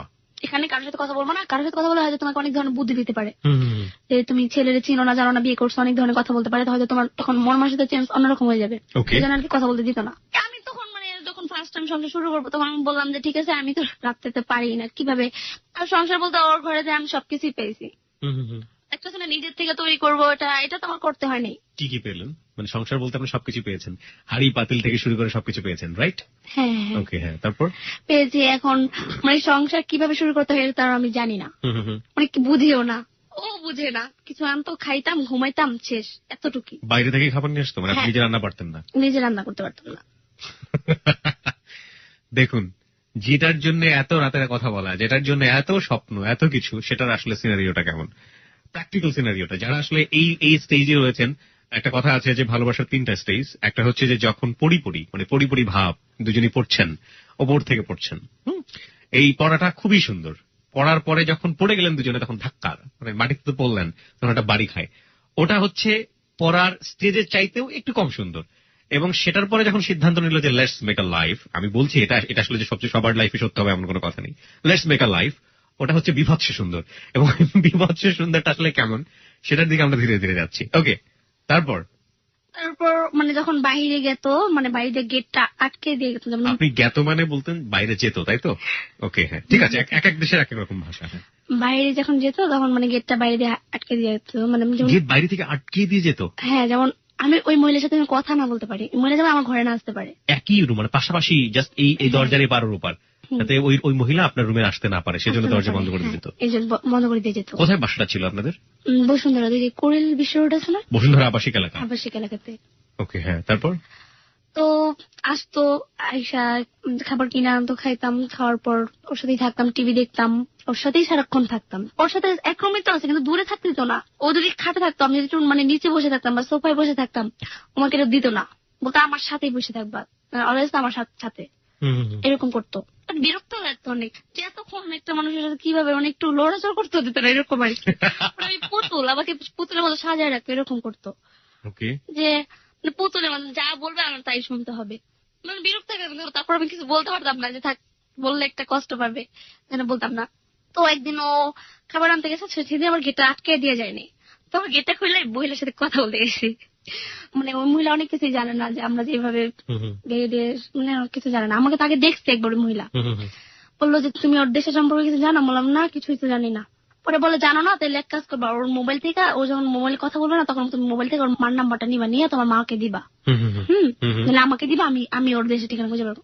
তো ওই মহিলাটা আমাকে বলছে না, আমি আসার পর ওকে এবার এসে বলে দিছি।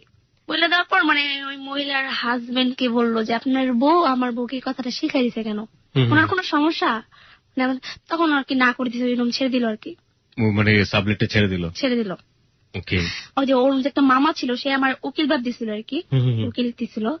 তো ওনার সাথে আর কি আমার রুম নিয়ে দিল। ওনার ওয়াইফ ছিল, 2টা বাচ্চা ছিল, তো ওনার সাথে রুম নিয়ে দিল। তো রুম ছাড়া দিন ও আবার দেশে চলে গেছে। দেশে যাওয়ার পর বললো কি আমার মা আমার অনেক অসুস্থ, আমার যেতে হবে। বললাম যে ঠিক আছে, এখন রুম ছাড়বো, এখন আমি তো একা তো পারবো না, তখন আমি একাই আমার আর কি সামলাতে হলো। আমার উকিল মামা যে ছিল, সে আমাকে আর কি হেল্প করছে অনেক। আমি বাসায় গেলাম, যাওয়ার পর এখন ও আমাকে ফোন করে বলতেছে, মানে ধরো আমি সারা জীবনে যদি না আসে তাহলে তুমি কি করবা? এই কথা বলার পর মানে শোনার পরে আমি কান্না করতেছি। আমি কি বলো, তোমার তো আমি পাবো না, যেহেতু তুমি কত কিছুই চিনি না। পরে বলে কি কান্না করো না, আমি এসে পড়বো, এরকম কোনো চিন্তা তুমি নিও না। আমি মানে চিন্তা ছিলাম কখন আসবে। পর দেখলাম সেদিন রাত্রে এসে পড়ছে, আমাকে ঘরে একা কিভাবে ঘুমাবো। তো আমার মার সাথে আর কি বিয়ের 15 দিন পর আর কি কথা হয়, আর কি কথা বলতে দেয় অনেক, দেখে মার জন্য একটু কান্নাকাটি করে অনেক কথা বলতে দেয়। তখন আমার মার সাথে কথা বলার পর বললাম যে তাহলে আমার মার বাসাতে একটু ঘুরে আসি। ও বললো যে ঘুরে আসবা, ঠিক আছে, কিছু বলবা না আমরা কোথায় থাকি বা কোন জায়গায় থাকি, কিছুই বলবা না। আমাকে আর কি কসম কাটায় বললো যে ঠিক আছে এখন যাও, আমিও দেশে যাই, তুমিও ঘুরে আসো। তো আমি গেলাম আমার মার বাড়িতে। ও দেশে গেল, দেশে যাওয়ার পর আমাকে একটা ফোন দিছিল। ফোন দেওয়ার পর মোবাইলটা আর কি আমি দেখি নাই। এতটা আমাকে এত ভালোবাসা, অথচ সন্দেহ আমার করে। বলে মোবাইল থেকে তুমি কোথায় গেছিলা? নিশ্চয়ই কোনো ছেলের সাথে দেখা করতে গেছো, এই জন্য তুমি বাড়িতে গেছো। এটা বলার পর আমার মেজাজ খারাপ হয়ে গেছে, কি ব্যাপার আমি এতদিন পর মার পাশে আসলাম, বলে ছেলের সাথে দেখা করতে আসছি। একটু পজ দিয়ে, অনেকের বুঝতে একটু সমস্যা হচ্ছে যে মানে আপনাকে যে মোবাইলটা দিয়েছিল, সেই মোবাইলটাতে ফোন এসেছিল আপনি যখন বাড়িতে থাকেন, তো মোবাইলটা ধরতে দেরি হয়েছিল বলে সে আপনাকে সন্দেহ করছে যে সেলফোনটা রেখে তুমি অন্য কোনো ছেলের সাথে কথা বলতে গিয়েছিলে, তাই তো? প্রিয় শ্রোতা, খুবই গুরুত্বপূর্ণ পয়েন্ট। এই সন্দেহটাও অনেক সময় ভালোবাসা জিনিসটাকে অনেক বেশি পরিমাণে কনজারভেটিভ করে তুলতে পারে। দেখুন, ওই মেয়েটার সাথে কিন্তু 3 মাস যাবত তার সম্পর্ক ছিল না। একটা পর্যায়ে সেই ছেলেটাই চায়নি, কারণ সেই ছেলেটাকে প্রচুর রাগারাগি করা হয়েছিল সাইফুলকে, এই মুক্তার পরিবার থেকে। 3 মাস পরে যখন বিয়েটা ঠিক হয়ে যাচ্ছে এবং যখন সে জানতে পেরেছে মুক্তার কাছ থেকে যে মিস কলে এসে একটা নাম্বারের সাথে কথা বলতো বা কিছু একটা, তখন এই ছেলেটার মনে হয়েছে ভালোবাসা থাকুক আর না থাকুক আমার হাত থেকে সে চলে যাচ্ছে। এবং যে কারণেই ছেলেটা এত বড় কি সমস্যা আমরা জানি না, যে পরিবারের সাথে যোগাযোগ করা সম্ভব নয়, পরিবারের সাথে কোনোভাবেই যোগাযোগ করিয়ে দেওয়া যাবে না, এটা শর্ত রেখেও, এই ঝামেলাটা রেখেও এত বড় রিস্কটা সে নিয়েছে এবং সে একটা পয়সা রোজগার করে না এবং একটা মেয়েকে সে বিয়ে করে বসে আছে। এই সন্দেহটাও লাভকে অনেক সময় ভয়াবহ রকমের কনজারভেটিভ করে দেয় এবং এটা নিয়ে আসলে কোনো ইকুয়েশনে যাওয়া যায় না আমার মনে হয়। হ্যাঁ, তারপর যেটা হলো মুক্তা আপনাকে সন্দেহ করতো। হ্যাঁ, সন্দেহ করলো। তো সেদিন আমাকে তুই করে বলতেছে, সেদিন মানে এত রাগ হয়েছে আমার প্রতি, তুই মোবাইল ধরলি না কেন? আমি বললাম যে আমি তো দেখি নাই, একবার মাত্র কল দিছি, একবার ধরি নাই, এই জন্য এত কিছু। বলে কি আমি আমি আমি দেশে যাচ্ছি, যে আমি আর জীবনও আসবো না। এই কথা বলার পর আমি অনেক কান্না করতেছি যে প্লিজ আইসা পড়ো। এখন আমার আম্মু, আমার ভাইয়া আমার মাকে বলতেছে ওরা জায়গা দিলেন কেন? এখন তো ওর হাজবেন্ড যদি ফালাতে যায়, এখন ওর হাজবেন্ডও খুঁজে পাবেন না, তাহলে কি তাহলে ওরা জায়গা দিলেন কেন? মানে এটা বলতেছে আমার ভাইয়া রাগ হইয়া, তুইও ঘর থেকে বের হয়ে যা, তোরা আমরা রাখবো না, যেহেতু হাজবেন্ড তো চলে গেছে, তোরা রাখবো না। মানে এরকম ধরনের কথা বলতেছে। তখন মানে ওরে ফোন করে বললাম তুমি সত্যি কি চলে গেছো, তুমি কি আর আসবা না? বলে কি না আমি আর আসবো না। মানে এত রিকোয়েস্ট করতেছি, এত মানে কান্না করে বলতেছি যে আইসা পড়ো না প্লিজ, আমি তোমাকে ছাড়া থাকতে পারবো না। তো বললো যে ঠিক আছে আসবো। তো পরের দিন সকালবেলা হঠাৎ করে বলতেছে কি যে তুমি রেডি হয়ে বাসায় আসো, আমি আসতেছি, ঢাকায় আসতেছি। আমি অনেক খুশি হয়ে গেলাম, যে বললাম যে আম্মু আমি গেতেছি। তোমার মা কি করলো? আমার মা বললো যে আমিও যাম, তোদের বাসাটা চিনে আসে, চল। আমি বললাম যে না, নিয়ে যাবো না তোমাকে, আমার হাজবেন্ড না করছে আমাকে তোমাকে নিয়ে যেতে। মানে আমার মা বললো যে না তাহলে যেতে দিব না, তোর হাজবেন্ড ফালে থেকে গেলে পরে তুই আবার এসে পড়বি না, তখন আবার দেশে চলে গেল আবার এসে পড়বে, এখন তো যেতে দিব না, একবার আসছে একবারই ভালো। আমি বললাম না যে আমি যাবই, আমাকে আটকে রাখতে পারলো না, আমি তাই না যেটা হলো আমি চলে গেছি আর কি। তো গেলাম, যাওয়ার পর ওকে ধুইরা অনেকক্ষণ কানলাম যে তুমি এরকম করলা কেন, বলে আসলে কি আমি তোমাকে ট্রাই করলাম যে তুমি আমার প্রতি তোমার কতটুকু টান আছে, দেখলাম তো আমার প্রতি অনেক টান আছে তোমার, আমাকে ছাড়া তুমি থাকতে পারবা না। তো সেদিন তো গেলই। তো পরের দিন আমাকে আসার পর বললাম যে আমি রান্না একটু শিখছি, আমি রান্না করবো। আপনার মাকে রেখেই চলে আসলেন তাহলে? হ্যাঁ, মাকে রেখে চলে আসলাম। তো বললাম দেখো আমি রান্না করব। তো বললে কি যে রান্না করবা, ঠিক আছে। ও আবার রান্না করতে পারতো, সবকিছু পারতো। তো প্রথম যেদিন আমি রান্না করবো আর কি, সেদিন সবকিছু এনে দিল, ও আর কি কেটে দিল, পেঁয়াজ টেজ এগুলো যা আছে সব ও কেটে দিছে, আমি কাটতেও পাই না। তো রান্নার রুমে গেলাম আর কি, জানলার সাথেই রাস্তা, তখন ও রান্না করতেছে আমাকে শিখাইতেছে না, এটা অনেকে দেখছে, অনেকে দেখে হাসতেছে, বলতেছে কিরকম মানে হাজবেন্ড রান্না করতেছে তো মেয়ে পারে না, এটা দেখে অনেকে নিচতলাতে ছিল। বাসাটা কি নিচতলাতে ছিল? জি নিচতলাতে ছিল। তো হাসতেছে অনেকে, তো ও রান্না করে দিল, আমি আর কি সাথে সাথে ধরলাম টরলাম এগুলো করলাম। রান্না করা শেষ, ঘরে আসলাম, খাইলো, খাওয়ার পর বললো যে ভালোই রান্না করতে পারছো, একটু একটু পারবা, আস্তে আস্তে শিখে যাবা। তো ভালোই কাটতেছিল আমার, সেখানেও আর কি আমাকে ওই যে উকিল মা বললাম না, তার সাথে কথা বলতে দিত না। সে তার সাথে কিন্তু অনেক ভালো সম্পর্ক, হ্যাঁ তার সাথে তার রুমে বেশি যেতে না করতো, হ্যাঁ যাও বেশি যেও না, মানে এটা বলতো আর কি, বেশি মানুষের সাথে মিশবা না, মানুষ বলতেই খারাপ, আমাকে এই বুঝটা দিত। তো আমার উকিল মা বললো কি যে ওর মোবাইল থেকে যে কোনো একটা নাম্বার তুমি নিয়ে আমাকে দিবা, দেশের যে কোনো নাম্বার হইলে চলবে। মোবাইলটা রাখছিল, রেখে গোসল করতে গেছে, তো একটা কল আসছে, নাম্বারটা আমি নিচ্ছি, নেওয়ার পর ওনাকে আর দিলে আমার মাকে আর কি দেবো আর কি মনে মনে চিন্তা করছি। নাম্বারটা নিতেছি এই মুহূর্তে আর কি গোসল করার শেষে মোবাইলটা হাত দিলাম কেন, তোমাকে এসে 2-3টা থাপ্পড় মারছে, শুধু শুধু মানে মোবাইলটা হাত দিলাম কেন। মানে আপনার টার্গেটটা ছিল ওনার মাকে ফোন দেয়া নাকি আপনার মাকে ফোন দেয়া? আমার মাকে। ওকে। আমার মাকে কল দেওয়ার জন্য, বলে কি না তুমি নাম্বার নিছো, কোন নাম্বার নেই, নাম্বার কার কি নাম্বারটা কি দেশে করছে আমি জানি নাকি, মানে আমাকে মারলো, মারার পর আমার সাথে আর কথা বলে না, প্রথম আপনার গায়ে হাত তুললো। হ্যাঁ, বলে কি তোর ফালাইতে চলে যাম, তোর বিয়ে করে আমার ভুল হয়েছে, একদিন কথা বলতেছে। আমি বললাম যে ঠিক আছে আর কোনোদিন আমি তোর মোবাইল ধরবো না, চলে গেছে। তারপরে বাইরে থেকে কতক্ষণ কোথায় জেনে গেছে, প্রায় 3-4 ঘন্টা পর আসছি, আসার পর আমি বললাম কোথায় গেছো, বলে সেই প্রশ্ন তোমার কৈফিয়ত তো আমি তোমাকে দেবো, আমি আগেই বলছি আমি যেখানে যেটা তোমাকে আমি বলতে পারবো না। আমি বললাম আমি তোমার ওয়াইফ, আমি তোমাকে জিজ্ঞেস করতেই পারি, বলে না জিজ্ঞেস করবা না, আমি গেছি আমার কাজেই গেছি, আমি একটু আবার ভার্সিটিতে গেছিলাম আমার বেতনটা দেওয়ার জন্য, এটাই বিশ্বাস করলাম। তো এরকম চলতেছিল, একদিন ও আর কি আমাকে যে মারে, শুধু শুধু মারে। কেন মারলো? কেন এই মোবাইলটা ধরার কারণে, হ্যাঁ মোবাইলটা ধরার কারণেই মারলো, মানে ওর সন্দেহ হচ্ছে আমি মারার কারণ আমার নিচ্ছি, আমি বলছি নেই, তারপর আমাকে মায়েরা বলো না নিচ্ছো তুমি, এটা শিকার যাও, আমি নিই নি।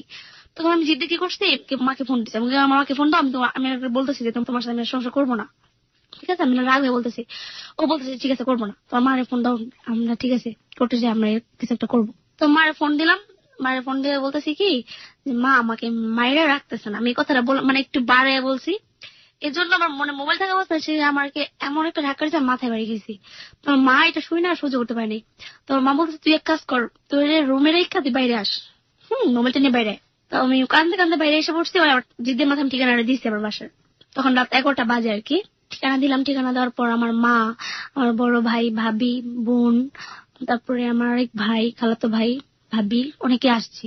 রাত 12টা, আস্তে আস্তে 12টা বেজে গেছে। তো অবাক হয়ে গেছে, কি ব্যাপার ওনারা আসলে কিভাবে, বললাম ওনারা আসছে কিভাবে, মানে আমি চিনেছি আমি আসছি, তোর সাথে সংসার করবো না এই জন্য আসছি। তো ওরা আসার পর বুঝাইতেছে, ওরা আমার হাজবেন্ডের সাথে এত ভালো করে বলতেছে দেখো তোমার ঠিকানাটা আমাকে দাও, তোমার আমরা দরকার পড়ে দূর থেকে দেখে আসমু, তুমি যা চাও তাই দিমু, তোমার মেয়েকে বিয়ে করে তোমার কিছু হইলেও পাওনা। তারপরে আপনার বাবা মা বা আপনার যারা প্যারেন্টস ছিল তারা আসার পরে আপনার হাজবেন্ডের সাথে খারাপ ব্যবহার করেনি? কারণ আপনার সাথে তো ফোনে একটা মেসেজ পেয়ে আসলো যে আপনার হাজবেন্ড আপনার সাথে খারাপ ব্যবহার করেনি, কোনো খারাপ ব্যবহার করেনি। যদিও চলে যায়, মানে এই জন্য ওকে জাস্ট বুঝাচ্ছে, বলে তোমার ঠিকানাটা দাও, তোমার দেশের বাড়িতে যাব, বলে যে না দেবো না, আমার জান গেলেও আমি দেবো না, এটা আমি জীবনে পারবো না, তো আগে আপনাদের দিয়ে বিয়ে করতাম। বলে তুমি ভয় পাচ্ছ কেন, তার ভয় পাচ্ছে কেন, আমি লেখাপড়া করতেছি, এখন আমার বাবা মা সব খরচ আমাকে দিতেছে, বিয়ে করার কথা জানলে এরা অনেক কষ্ট পাবে, এবং কি আমার মা স্ট্রোকের রোগী স্ট্রোক করতে পারে, আমি এই জন্য জানাবো না। তো বললো যে ঠিক আছে তো আমার মা তারা বুঝে টুঝে চলে গেল। মানে তারপর আমার মা কি বলে গেছে, আমার মা না আসলে ভাইয়ার কি বলে গেছে যে কাবিন নামা তুমি যে ঠিকানাটা দিছো সেই ঠিকানা আমরা যাবো। ও বলতে চলে যান, সমস্যা কি, ওই ঠিকানা আমি ভুয়া ঠিকানা দিছি, এটা আরেক দেশে ঠিকানা দিছি, আমার দেশ তো এই জায়গা না। ওর দেশ আর কি মুন্সিগঞ্জ ছিল বলে আমার দেশ রাঙ্গামাটি, আসলে কিন্তু ওর দেশ মুন্সিগঞ্জ ছিল। মানে রিকোয়েস্ট করতেছে যে শুধু শুধু গাড়ি ভাড়া কষ্ট দিয়ে যাবেন, কোনো লাভ নেই, আমার বাসার এটা ঠিকানা না। মানে এটাই সে বলতেছে আর কি, বারবার এক কথা বলছে। তো বললাম যে ঠিক আছে। মানে ওরা চলে গেল, চলে যাওয়ার পর আমার কি আদর টাদর করতেছে, বললো তুমি অনেক রাগ হয়ে গেছো মারাতে। আমি বললাম যে হ্যাঁ। বলে তুমি তো এটা অন্যায় করছো, তুমি তোমার মাকে ফোন করে বলছো এটা, কিন্তু আমি অনেক কষ্ট পেয়েছি, এটা আমার সারা জীবন মনে থাকবে। অনেক ও কেঁদে কেঁদে বলতেছে তোমার এই আচরণে আমি অনেক কষ্ট পেয়েছি, তুমি যেরকম করবা। বললাম যে ঠিক আছে আসছে, তোমাকে কোনো কথা বলছে, কোনো অপমান করে কোনো কথা বলছে আমাকে? না, এটা বলে নেই। তুমি আসতে বললা কেন? পরে ওনারা যে বললো রুম, আমরা এটা ছেড়ে দিছি। রুম ছেড়ে দিলেন আবার? হ্যাঁ আবার যাতে না করে দিচ্ছে, ছাড়ি নেই বলতে না করে দিচ্ছে যে আমরা চেঞ্জ করে ফেলছি রুম, যাতে আপনার বাবা মা না চিনতে পারে। তো একটু দেশে গেল কেন জানো, বললো আমার দেশে আমার টাকা প্রয়োজন আছে, আমি টাকা আনতে যাব। মানে তখন রোজার মাস ছিল, বললো ঈদের মার্কেটিং করে দিব না তোমাকে, সেই জন্য বললো যে যাব। তো দেশে গেল, দেশে যাওয়ার পর ফোনে বলতেছে কি তুমি তোমার বাসায় চলে যাও, আমি আর আসবো না, এরকম ধরনের কথা বলতেছে। মানে তুমি মাঝে মাঝে এগুলো চলতো আপনাদের? বাসায় চলে যাও, আমি আর আসবো না, আমার সাথে দেখা হবে না। হ্যাঁ এগুলো বলতো আমাকে, কেন যে বলতো আমি নিজে জানতাম না। তো আমি কি করলাম, যার কথা বাসায় চলে গেলাম। বাসায় চলে যাওয়ার পর আমি বাসায় যে কান্নাকাটি করতেছি, আমার মা আমার ফোন দিল, কি ব্যাপার তুমি এসে পড়ো? বলে না আর আসবো না, ঠিক আছে আপনার মেয়েরে পারলে আমার বললেন আমার ভুলে যেতে, আরেক দিকে বিয়ে দিয়ে দিন, এগুলো বলতেছে। তারপরে আমি অনেক মানে তো ফোনের উপর ফোন তো চলতেই আছে, আমি তো ফোন করে ওকে রিকোয়েস্ট করতেছি আসার জন্য। আপনার বাসা থেকে আপনার উপর অত্যাচার করতো না? আপনি তো নিজের সিদ্ধান্তে এরকম বিয়ে করেছেন, বাসা থেকে? হ্যাঁ অত্যাচার বলতে ভাইয়েরা কথা বলতো, ভাইয়েরা বোনেরা, বোনের হাজবেন্ড অনেক ধরনের বাজে কথা বলতো, মা বলতো না। আচ্ছা। মা তো একটা ভুল করেই ফেলছে, কি করার। তো বললো আর যদি তোর হাজবেন্ড তুই যাবি না, ঠিক আছে যাই যা করার আমরা একটা করবো, ওর দেশের বাড়িতে যাবো। তো ওই দেশের বাড়ি যাওয়ার কথা বলছি, আর বলছে ঠিক আছে আসবো না, বলে যে না আসবো না। তখন 25 বা 24 রোজা হবে। তো সেই রোজাতে এসে বলেছে কি যে আমি বাসায় আসছি, তুমি তাড়াতাড়ি বাসায় আসো, ধাম করে। হ্যাঁ ধাম করে। তো এই কথা শুনে আমি অনেক খুশি, ও আসছে আমি চলে যাই। এখন আমার মা আমার কিছুতে রাজি হচ্ছে না যেতে জন্য। এখন ভাইয়া বলতেছে যে তুই এবার যদি জাস্ট আর কিন্তু আসতে পারবি না, এই লাস্ট। তো আমি বললাম যে হ্যাঁ লাস্টই, মানে ও যদি বলতো আমি আর কার কথা শুনতাম না, মানে ওর এতটা লাভ করতাম। তো গেলাম, যাওয়ার পর বললাম তুমি আমার এগুলো বলো কেন মোবাইলে? বলে এগুলো বলি কেন, তোমার উপর রাগ হয়ে বলছি, তুমি আমার আম্মুরে জানছিলে এই জন্য বলছি। এখন আমার আম্মু মোবাইলে ফোন করে বলতেছে ওর দেশে আমরা 2-3 দিনের মধ্যেই যাব। এখন ওই কথা শোনার পর এত নার্ভাস হয়ে গেছে, মানে আমি বললাম যে তুমি নার্ভাস হচ্ছ কেন, তুমি না ভুয়া ঠিকানা দিছো, তোমার প্রবলেম কিছু, ওরা যাক না যাক, ওরা গেলে কি করার। মানে আমি ওটা বুঝ দিতেছি, দেখো আমি তো চাচ্ছি না তোমার বাবা মাকে জানাতে, তখন ওরা জানাতে চাইতেছে। বলে কি জানাক, সমস্যা কি, পরিণতি অনেক খারাপ হবে, এটা আমাকে আর কি বললো। বললাম পরিণতি খারাপ হবে মানে তোমার দেশের ঠিকানা তো জানে না তারা, ওটা তো ভুয়া ঠিকানা দিচ্ছে। বলে হ্যাঁ হ্যাঁ ভুয়া ঠিকানা দিছি, যাক যাক সমস্যা নেই, তুমি খালি যেতে না করো বুঝছো, শুধু শুধু কষ্ট করে যাবে। আমার আসলে গেতো না, জাস্ট একটু ভয় দেখেছে যেমন ফালাইছে না যাবে, আমার মনে করছে সত্যি মনে ঠিকানা। তো 2-3 দিন ধরে দেখি ঘুমের ট্যাবলেট এনে খেতেছে, যেটা আমার সাথে কোনো কথা বলে না, জাস্ট কান্না করে, একটু মার সাথে কথা বলে, ওর মার সাথে কথা বলে, কান্না করে, কি করে নিজে নিজে একে বলে আমার কোনো ডিস্টার্ব করবে না। বাড়ি থেকে বাড়ি সম্পর্কে আপনার কাছে কোনো কিছু শেয়ারও করতো না? বাবা মা সম্পর্কে কিচ্ছু বলতো না? হ্যাঁ বলতো। কি বলতো? বলতো আমার মা অনেক রাগী টাইপের, আমার মা কোনোদিন তোমাকে মেনে নিবে না, তুমি শিক্ষিত না। দ্বিতীয় কথা যে আমার মা যাকে পছন্দ করে তার সাথে আমার বিয়ে করতে হবে, আমার মার যেটা কথা। আমার মা অনেক রাগে, আমার বাবাকে মানানো যাবে, আমার বাবা আমার বিয়ের কথাটা মানবে, কিন্তু আমার মা মানবে না কিছুতেই। আর ভাই বোনের সম্পর্কে কিছু বলতো? ওরা কয় ভাই বোন বা কিছু একটা? হ্যাঁ ওরা 2 ভাই 1 বোন, ও সবার বড় ছিল। বাবা কি করতে এগুলো বলতো? ফ্যামিলি কিভাবে চলে, আর্থিক অবস্থা কেমন? ও হ্যাঁ ও বলতো ওর বাবার টাইলস এর নিজের ব্যবসা। আচ্ছা আচ্ছা। পরে আমি বললাম যে ঠিক আছে দেখো আমি তো জানাতে চাচ্ছি না, আর আমি বলতাম যে দেখো তুমি তোমার বাবাকেই জানাও। বলতো না আমাকেও কি জানানো যাবে, বাবা তো মাকে বলে দিবে। বলে আমার মাকে অনেক ভয় পেতো, যতটুকু বুঝতাম আমার মা খালাদের অনেক ভয় পেতো, মানে কোনো মতেই ওর মার মানে ও বলে দেখো আমি কেন তোমার বলি, আমি কেন বিয়ে কথা জানতে। ওর মাকে জাস্ট একদিন বলতেছে যে মা আমি বিয়ে করি, আমি যাকে পছন্দ করি। ওর মা আর কি বললো যে তুই যদি বিয়ে করিস আমি আত্মহত্যা করবো, মানে ওর মা এই কথাটা বললো। মানে ও তখন মানে চোখের পানি পড়তে পড়তে ফোনটা কেটে এত কান্না করতেছে যে তার মানে ওর মা জানতো যে আপনার যে সাইফুল যে হাজবেন্ড সে একটা মেয়েকে পছন্দ করে, এটা সে জানতো ওর মা? এটা বোনের সম্ভবত জানতো, ও জানাইছে, ও বলছে জানাইছে। তো আমি বলতাম দেখো যে ঠিক আছে আমি জানাতে চাচ্ছি না, আমার মা হারা যা যাক না, সমস্যা কি। এরকম মানে চললো আর 2-3 দিন। 27 রোজা, হ্যাঁ 27 রোজাতে ও আর কি রাত্রে কান্না করতেছে, শুধু শুধু মানে এরকম করতো। মা বাবার কথা মনে হলে না এরকম কান্না করতো, বলতো কি আমি অনেক জীবন একটা বড় ভুল করে ফেলছি বিয়েটা করে, আমার লেখাপড়াটা আর হবে না, যেমন তোমাকে পেয়ে আমার পড়তে আর ইচ্ছা করে না, পরীক্ষা এসে পড়ছে, আমি পরীক্ষা কি দিম, আর আমার বাবা মাকে কি জবাব দিম ফেল করলে, এরকম একটা কিছু বলতো আমাকে। আমি বলবো আমাদের বাসায় যে থাকি, তুমি পরীক্ষা দেওয়ার পর আমাকে নিয়ে যাও। ও আমাকে ছাড়া থাকতেও পারবে না বলে। আসলে যে কবার দেশে গেছে একদিনে বেশি থাকতো না বা 2 দিনে বেশি থাকতো না, আমাকে ছাড়া থাকতে পারতো না। তো ও বলতেছে দেখো এখন যদি মাকে জানাতে যাই তাহলে তোমার সাথে আমার ডিভোর্স করে ফেলবে, যেভাবে হোক। আমার বাবার অনেক টাকা, তোমাকে যত টাকা দরকার দিবে, কিন্তু তোমার সাথে আমার সম্পর্ক রাখতে দিবে না, ডিভোর্স করে ফেলবে। আর আমি মা বাবাকে হারাতে পারবো না, তোমাকে হারাতে পারবো না, মা বাবাকে হারাতে পারবো না, এরকম কথা বলতো। বলে অনেক কান্নাকাটি করতো। না আমি কিছুই বলতে পারতাম না, আমি কি বলবো, জাস্ট একটু সান্ত্বনা দিতাম, ঠিক আছে তাহলে আমাকে ছেড়ে দাও। আমি এটা বললে এটাও রাজি হইতো না। ওদিন অনেক কান্নাকাটি করতেছে। এখন ও আর কি বাসায় ফোন করছে, আমি আসলে জানি না ওর বাসায় কি জানাইছে কিনা বিয়ের কথাটা। রাত্রে আর কি শুধু শুধু আসে, মানে বাইরে থেকে আসে এসে কান্নাকাটি করতো, বলতো আমাকে ডিস্টার্ব করবা না, তুমি তোমার মতো ঘুম, আমি আমার মতো ঘুমাই। ও সোফায় ঘুমাইছে, আমাকে খাটে ঘুমাইতে দিচ্ছে, আমার সাথে ঘুমাইনি। তো সেদিন সকালবেলা ভোরে ওঠা, রোজার মাস ছিল, রোজা তো রাখতাম না, অনেক এরকম ভোরে কোনোদিনও উঠে না। তো সেদিন ভোরে আর কি 6টা বাজে উঠে আমাকে বললো যে আমার অনেক ক্ষুধা লাগছে, তুমি রান্না করতে যাও। আমি বললাম আচ্ছা ঠিক আছে, রান্না করতে যাই। মানে সেদিন রান্না করার কথা বললে বলে তারা একটু কথা আছে তোমার সাথে, বললাম পরে বলি, আমার সারাদিন তো আসি, চলে যাবো না? বলে হ্যাঁ হ্যাঁ চলে যাবো, অনেক দূরে চলে যাবো। কথা বলার পরে তো বলতেছে যে তুমি সাথে ফাইজ নেমে করতেছো কেন, কোথায় চলে যাবা? তো আমাকে বললো যে দেখো আমি আমি তোমার কাছে আর থাকতে পারবো না। আমি মনে করছি কি হয়তো ফান করে বলতেছে, আমাকে অনেক আদর করতেছে সেদিন, মানে বলতেছে কি তোমাকে ছাড়া আমি থাকতেও পারবো না। আমি বললাম ঠিক আছে, তোমার তুমি আমাকে ছেড়ে চাইবা না তো? বলে কি না তোমাকে ফেলে কোনোদিন যাবো না, আমাকে বলছে এটা। বলে তোমাকে যদি যাই একবারের জন্য যাবো। আমি বললাম এটা কেমন ধরনের কথা বলছে, মানে আমিও কান্না করতেছি ও কান্না করতেছে। বলে আচ্ছা ঠিক আছে, আমার অনেক ক্ষুধা লাগছে, তুমি রান্না করতে যাও। এগুলো বললো। পড়ার পর বললো যে দেখো মানে গেটটা আটকে দিছে, আমি যখন রান্না করতে গেলাম গেটটা আটকে দিয়ে বলতেছে। আমি বললাম গেট আটকে কেন? বলে আমার একটা পার্সোনাল একটা কিছু আছে তো এই জন্য আমি এটা গেটটা লাগাইছি। তো আমি বুঝতে পারিনি, এরকম প্রায় করে আর কি। তো আর কি ভাতটা বসাইলাম, বসানোর পর আমি রান্না করে দাঁড়িয়ে আছি। তো আমাকে ডাক দিল, ডাক দেওয়ার পর বললো দেখো তুমি আমার যদি কিছু হয় তুমি কিচ্ছু করবা না, তুমি তুমি আমার জন্য হলো বেঁচে থাকবা।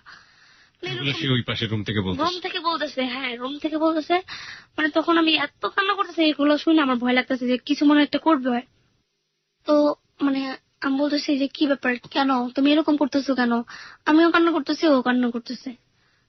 কি ধরনের কথা বলতো আপনাকে সেই সময়টাতে, কি ধরনের কি বলতেছিল? আর কি মানে স্পষ্ট করে মনে পড়ে যে ওই সময়টাতে আপনাকে কি ধরনের কথাবার্তা বলছে? কোন সময়? যে সময়টাতে দরজা বন্ধ করে দিয়েছে। হ্যাঁ দরজা বন্ধ করে দিয়ে বলতেছে যে আমি তোমাকে অনেক ভালোবাসি, তোমাকে ছেড়ে আমি কোনোদিনও যাবো না, এটা বলতেছে। আমি তোমার সাথেই সবসময় থাকবো। হ্যাঁ বলতেছে তুমি গেট লাগাই, এগুলো বলতেছে। বলো মানে কেন? বল তুমি চিলাচিলি করো না, বুঝছো? গেট লাগাইছে এমনি, তুমি চিলাচিলি করলে মানুষ কিন্তু এখন ঘুমাইতেছে, এমনি সেরি খেয়ে ঘুমাইছে, তুমি যেমন অনেক হয়তো অনেক রাত্রে ঘুমাইছে মানুষ। রোজার মাসের ঘটনা।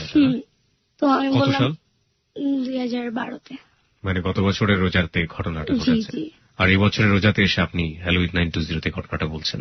হ্যাঁ ওকে, হ্যাঁ তারপর আমাকে আবার বললো যে তুমি যাও রান্না করতে যাও। হ্যাঁ রান্না করতে যাও। তো আমি রান্না করতেছি, এর মধ্যে যেন কি করতেছে ঘরের ভিতরে বুঝছি না, আওয়াজ পাচ্ছি, অনেকক্ষণ ধরে আওয়াজ পাচ্ছি না। আবার আসছি, ওকে জিজ্ঞেস করতে কি ব্যাপার তুমি এরকম করতেছো কেন? বলে কি যে কিছু করতেছি না, তুমি যাও না, তুমি রান্না করো। তো মানে আমার মনে একটু ভয় হইলো যে হয় মনে কিছু করবে। তখন আমার পাশে আমি উকিল মাকে ডাক দিলাম যে একটু উঠেন তো, দেখেন তো গেটটা কেন লাগাইছে, গেটটা লাগাই আর খুলতেছে না, কথা বলতেছে কিন্তু খুলতেছে না। তো ওরা অনেকক্ষণ গেট, যে অনেকক্ষণ অনেক রাত্রে ঘুমাইছে, অনেকক্ষণ বাইরানোর পর তার গেটটা খুলছে। গেট খোলার পর আমার উকিল বাবা যেটা, সে বলতেছে যে এই সাইফুল তুমি গেটটা খোলো। তখন বলতেছে গেট খোলো, আর কথা বলে না। তো বলে কি ফাইজলামি শুরু করছে, গেট খোলো না কেন, গেট খোলো। মানে ও কথাই বলতেছে না, কোনো কথাই বলতেছে না। মানে আমি অনেক নার্ভাস হয়ে গেছি, অনেক ভয় পাইতেছি, কি ব্যাপার কথা বলে না কেন। তো অনেকক্ষণ গেট বাইরে হলো, কোনো কথা বলে না। আমি ওর বলতেছি গেট কিন্তু আমি এখন ভাঙবো, তুমি কথা না বলো। তো বলে দাঁড়া 1 মিনিট, আমি একটু উপরে থেকে বাড়ি এলাকে ডাকবে। ও বলতেছে নাকি আর কোনো, না আপনি বললেন? ওর কোনো কথাই বলতেছে না, ওর কোনো সারা শব্দ নেই, কথা বলতেছে না। তো উপর থেকে বাইরে এলাকা ডাক দিল, তো আমাদের রাস্তার পাশে জানালা ছিল। জানালাটাকে অনেক কষ্ট করে খুলছে, অনেক কষ্ট করে আর কি খুলছে। কে খুলেছে? বাড়িওয়ালা? খোলার পর দেখছে যে ও আর কি, তারপর যেটা দেখলো যে মানে বললো যে ফ্যানের সাথে ওড়না দিয়ে আর কি ঝুলতেছে। তখন আর কি মারাই গেছে ওরা যতটুকু বুঝলো। মানে আপনি তখন কোথায় ছিলেন? আমি তখন রুমের ভিতরেই ছিলাম। রুমের ভিতরে বলতে বাড়ির ভিতরে ছিলাম। বাড়ির ভিতরে ছিলেন, আর ওরা বাইরে থেকে ভাঙার চেষ্টা করছে সেই ভোর 6টার সময়। ভোরবেলায় কাহিনী যখন কি মানে আকাশ সাদা হয়ে গিয়েছে নাকি একদম অন্ধকার আছে? সাদা ছিল। লোকজন জড়ো হয়ে গিয়েছিল না? না, তখন লোকজন জড়ো হয়েছে পরে। আচ্ছা ঠিক আছে, হ্যাঁ আপনি একের পর এক বলেন আমাদেরকে কি হলো তারপর। তারপর দেখলো, দেখার পর আমাকে আর কিছু বলে নাই। বললাম যে ভাঙতে চেষ্টা করতেছে না কেন? বলে কি না ভাঙলে তুমি ফাঁসবা। আমাকে বলতেছে ভাঙলে তুমি ফাঁসবা। বললাম কেন, কি হয়েছে? তখন ওরা বলতেছে না। তো ওরা বলা বলি করতেছে এরকম কিছু একটা হয়েছে। তখন আমি বললাম, আমি ফার্স্ট টাইম বিশ্বাসই করিনি, ওরা মনে হয়তো ভুল দেখছে বা কি এরকম একটা কিছু।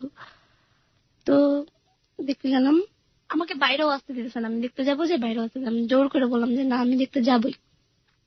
তো সেদিন মানে বাইরে বেরোছি, জানলা দিয়ে দেখলাম, মানে দেখার পর মানে আমার এত খারাপ লাগছে, আমি কি বলবো।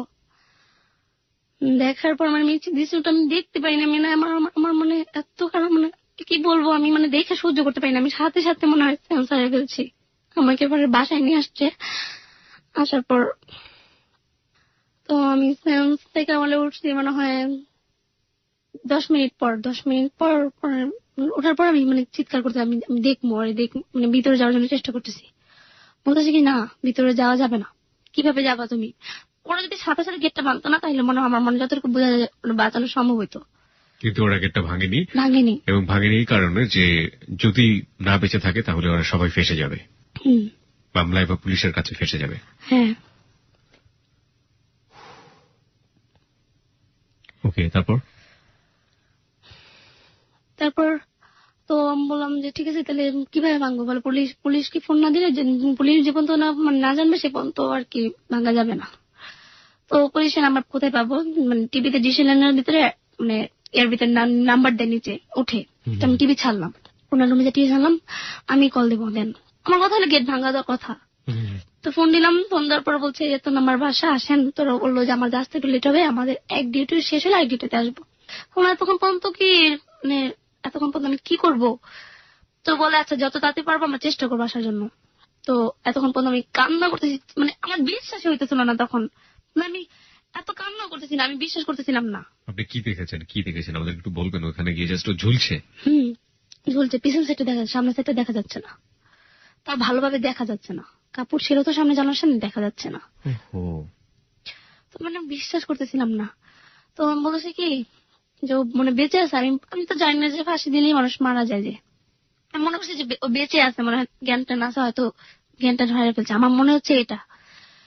তো আমি যখন মানুষের বলতেছি না কিসের মরে নাকি, মানুষ আমার ধমক দিতেছে, বলে তুমি জানো মরে নাকি, বোঝা যাচ্ছে না একটা দিনে দেখা।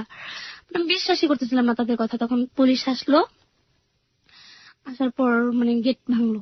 গেট ভাঙার পর এখন আমি বলছি যাবো সামনে, আমাকে সামনে যেতে দিতেছে না। কোনো মতে আমাকে সামনে যেতে দিল না, বলে তুমি দেখলে ভয় পাইবা, তাহলে তোমার হাসবেন্ড তো তুমি অনেক খারাপ লাগে, তোমার সামনে যেতে দেবো না। মানে আমার গেট আটকে রাখছে ভিতর দিয়ে, আমার মানে বেরোতে আমি এমন মানে গেট মানে ভেঙে ফেলতেছে, আমার যতটুকু শক্তি আছে আমি তখন, আমাকে বেরোতে দিতেছে না পুলিশরা। লাশ নিয়ে গেছে গা, আমাকে না দেখাই নিয়ে গেছে, বলে তুমি পরে দেখো। তারা নামায়া লাশ নিয়ে গেছে পোস্টমর্টম করার জন্য। তখন গেট খুলছে, আমি গোল রুমে যে দেখি ওই নাই। তখন আমি আর বেশি কান্না করতেছি, যে মানে এমন ভাবে কান্না করতেছি, বাচ্চাদের মানে বেশি কান্না করতেছি, মানে পুলিশদের মানতেছি না, তাদের ধাক্কা দিয়ে সরে বলছে আমি বাইরে যাবো দেখবো, যা দেখি নাই। তো বলো তুমি টেনশন করো না, তুমি দেখতে পারবা, তুমি পরে দেখো। আমি বললাম যে পরে দেখবো কোথায়, কখন দেখবো, কিভাবে দেখবো? আমার প্রশ্ন করবো এখন, তারপরে বলে তুমি পরে দেবা।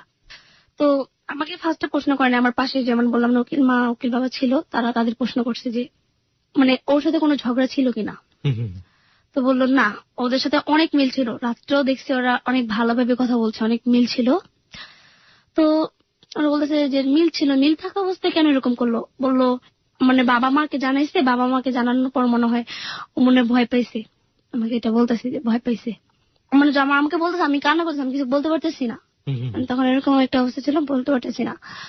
পুলিশ আমাকে বলতেছে তুমি কান্না করতেছো কেন ছেলেটার জন্য, ছেলেটার কত স্বার্থপর তোমার দেখছো, তুমি নিজের স্বার্থের জন্য তোমাকে যে ভাষায় থেকে গেল, মানে আমার এইগুলো বলতেছে কি আমি হলে যদি ছেলে যদি বাইচা থাকতো ছেলের আগে একটা থাপ্পড় দিয়ে বলতাম, মানে এরকম ধর সবাই একই ধরনের কথা বলতেছে, এরকম ছেলে যেন তুমি কানতেছো কেন, যে আমাকে এরকম ধরো মানে ওর নিয়ে মানে বাজে কথা বলতেছি যে আমার কেউ কিন্তু কোনো দোষের পড়তেছে না, ওরে দোষের পড়তেছে।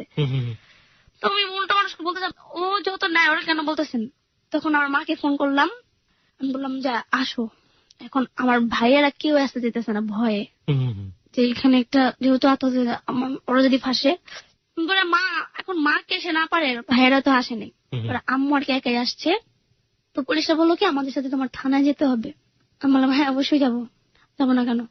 তো বলে থানায় যাবা আর তোমার শ্বশুর বাড়ির ঠিকানাটা দাও। আমি বললাম আমি কোথা থেকে দিব। তখন পুলিশ বলে বিয়ে করছো তুমি শ্বশুর বাড়ির ঠিকানা জানো না। আমি কিনা আমি কিচ্ছু জানি না। তখন আমার মানে বলতেছে কি এই তাহলে তুমি বিয়ে করছো কেন ছেলেরে, তাহলে তো তোমারও সম্পূর্ণ দোষ আছে, তুমি কেন ছেলেরে বিয়ে করছো। আমি বললাম বিয়ে করছি মানে কেন, আমি কি জানিনি কিরকম করবে। বলে কি না তোমার সম্পূর্ণ দোষ, তুমি একটা ছেলেরে চিনো না জানো না, মানে ওই ছেলের বিয়ে করছে কিভাবে, যখন তোমার শ্বশুর বাড়ির মানুষ তখন তো তোমার ফাঁসিয়ে তুমি জানো। বললাম হ্যাঁ ফাঁসাইলে ভালো হবে, আমি ফাঁসতেই চাই। হ্যাঁ তখন মানে আমি এবার কি করছি, পুলিশরা ছিল মানে পুলিশে থাকা অবস্থায় মানে আমিও মানে চাচ্ছিলাম কিভাবে আত্মহত্যা করা যায়, মানে আপনিও চাচ্ছিলেন যে আপনি সুইসাইড করবো। হ্যাঁ তখন বাথরুমে যে ঝর্ণা আছে একটা, ঝর্ণার ইয়েতে আর কি করতেছিল, তারা বুঝতে পারছে এরকম একটা কিছু করবো, ওরা সাথে সাথে বলছে যে দেখো মনে কিছু করবে, মানে গেট ভেঙে ফেলছে, কিছু করতে পারিনি। মানে ওরা বুঝাচ্ছে তুমি কেন আত্মহত্যা করবা, যে করার তো সে করে বলছেন তুমি কেন করবা, মানে মানে এগুলো বুঝাচ্ছে। আমি মানে কিছুতেই মানতেছি না। তো বলেছে তুমি আমাদের সাথে থানায় চলো, লাস্টটা তো জীবন তো আমরা না দিতে পারবো, সে কোনো তোমাদের আমার কাছে থাকতে হবে, কারণ আমরা লাস্টটা কার কাছে দেবো, পরে যদি আমরা মাটি দিয়ে দিই পরে তো শ্বশুর বাড়ির মানুষ জানলে আমাদের নামে তো পরে মামলা করে দিবে পুলিশ, এটা বলতেছে আমার। পরে বললাম দেখেন আমি তোর কিছুই চিনি না কিছুই জানি না, বল নাম্বারও নেই, আমি কোনো নাম্বার নেই। তো ওর একটা সেলফোন ছিল সাথে পাইছে, যখন মারা গেছে সেলফোনে লিখে গেছে যে আমার ওয়াইফের কোনো দোষ নেই, আমার মা বাবার কোনো দোষ নেই, অনেক কিছু নাকি লিখে গেছে, আমাকে পুরোটা শোনাই নেই, একটু শোনাইছে, বললো তোমার কোনো দোষ নেই, এটা লিখছে তোমার হাজবেন্ডে, ঠিক আছে। ও মা বাবাকে মানে লজ্জায় চেহারা দেখাতে পারবে না দেখে হয়তো মা বাবা মেনে নেয়নি, ওরা যতটুকু বললো মনে হয় মা বাবাকে বলছিল মেনে নেয়নি মনে হয়, এই জন্য আর কি মনে হয় ওই কাজটা করছে। তো আমাকে বললো যে থানায় চলো। তো যখন গাড়িতে উঠেছে তখন মানে আমাকে বললো কোনো ভয় নেই তোমার, তোমাকে আমরা অ্যারেস্ট করবো না, কিছুই করবো না, তোমার জাস্ট একটু থানায় যেতে হবে। তো আমার আম্মু দেখে আম্মু রিস্কাতে নামছে, আমার আম্মু দেখাই তো কানতেছে, আমার আম্মুর দেখে আমি কানতেছি। আমার আম্মু বললাম, আমার আম্মুর বললাম যে আম্মু তুমিও আসো। তো আম্মু গাড়িতে উঠলো, থানা যে ভাটারা থানা আছে না, ভাটারা থানা, ওটাতে নেওয়া হলো। নেওয়ার পরে আমাকে মানে বসায় রাখছে, ওখানে বসায় রাখানোর পর বললো যে তোমার কোনো প্রবলেম নেই, তোমার আমরা জেলে উঠে আমরা কিছু করবো না। আমি একটু থামিয়ে দিচ্ছি। মুক্তা, আপনার কাছে পরবর্তীতে আপনার শাশুড়ি শ্বশুর বা শ্বশুর বাড়ির আত্মীয়ের কারো নাম্বার কি আপনি পেয়েছেন? না, এখন পর্যন্ত আপনি নাম্বার পাননি? এখনো পেয়েছি। এখন আপনি পেয়েছেন, এখন আপনার কাছে আছে? ওকে, তারপর আপনাকে কিছু করবে না এরকম একটা কথা বলা হলো? বললো যে তোমার কিচ্ছু হবে না, আমরা কিছুই করবো না, কিন্তু তোমাকে মামলা করা যাবে না, তোমার হাজবেন্ডই লিখে দিয়ে গেছে। তো আমি বললাম যে আমি কিছুই বলতেছিলাম না, আমি সেখানে যাওয়ার পর মানে কিভাবে আত্মহত্যা করা যায় সেটা খুঁজতেছিলাম। আমার আম্মু আমাকে রেখে বলছে যে ঠিক আছে আমি যাই, আমি আসতেছি বাসায় থেকে, যদি টাকা দরকার লাগে টাকা নিয়ে আসতেছি, যদি পুলিশে যেভাবে টাকা দিয়ে আমি করবো। তোমার আম্মু আমাকে রেখে চলে গেল। তো ওখানে যাওয়ার পর ওদের বললাম যে কাবির নামে যে ঠিকানাটা আছে সেই ঠিকানা মতো আপনারা দেখেন, খোঁজ খবর নিয়ে দেখেন যে ওটা আমার শ্বশুর বাড়ির ঠিকানা দিছেও, দেখেন তো এটা আসল কিনা। তো বলতো আসল না। তো ওই ঠিকানা মতো পুলিশটা খবর নিয়েছে 5টার দিকে আর কি, ওর বললো যে ঠিকানাটা আসল। পুলিশ খবর নিয়ে ঠিকানাটা জানলো আসল।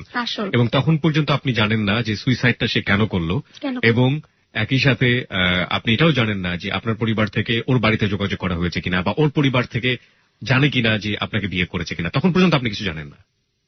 তারপরে আপনি ধীরে ধীরে কি জানলেন? বললো আমার পুলিশে বলো তোমার শ্বশুর বাড়ির মানুষ মারা গেছে, তুমি এবার টেনশন করো না, তোমার এসে কিছু বলবে না, আমরা আসছি না সাথে, কি বলবে। আমি বললাম কি বলবে, আমি কি কিছু করছি নাকি আমাকে কিছু বলবে। তো এর মধ্যে আসার আগে আর কি আমাকে একটা রুমে নিয়ে বসতে দিচ্ছে পুলিশ, তুমি এখানে থাকো, একা একা ভালো লাগবে। তো সেখানে আমি চিন্তা করছি কিভাবে মরা মানে কিভাবে করা যায়। ওই রুমের ফ্যান ছিল, তো আমার ওড়নাটা তারা রেখে দিছিল, বলে তুমি যদি মানে কিছু একটা করো, মহিলা পুলিশ তারা ছিল বলে ওড়নাটা রেখে দিছে, বলে না তুমি যদি এরকম কিছু একটা করো। মানে তখন আমি কিভাবে কি করবো মানে চিন্তা করতেছি। তখন মানে কারেন্টের তার ছিল, মানে সেই রুমে সিসি ক্যামেরা ছিল আমি জানি না, তো কারেন্টের তারগুলা ছিঁড়তেছিলাম মানে আত্মহত্যা করার জন্য। তো তার সিসি ক্যামেরা দেখে সাথে সাথে মানে পুরা মেইন কারেন্ট পুরা অফ করে দেয়। অফ করে দেন, তারা দৌড়ায় এসে পরে রুমের থেকে বের করে ফেলে। আচ্ছা বকতেছে, বলে তুমি এখানে যদি মর তাহলে আমরা সবাই ফাঁসমো, যে আমার পুলিশ এই জায়গায় আমার থানায় এসে যদি আত্মহত্যা করো তাহলে তো আমরা সবাই ফাঁসমো। আমরা যে মেন অফিসার ছিল সে অনেক বুঝাচ্ছে, অনেক আদর করতেছে, আমরা তুমি কেন আত্মহত্যা করবা, মানে আমি কোনো মতে পারতেছিলাম না। বললো যে ওর সাথে একটা মানুষ রাখা দরকার। তখন একটা মহিলা পুলিশ আমার সাথে আর কি সারাক্ষণ বসে আছে, মানে যে পর্যন্ত তোমার শ্বশুর না আসলো সে মতো আসলো, বসে থাকলো।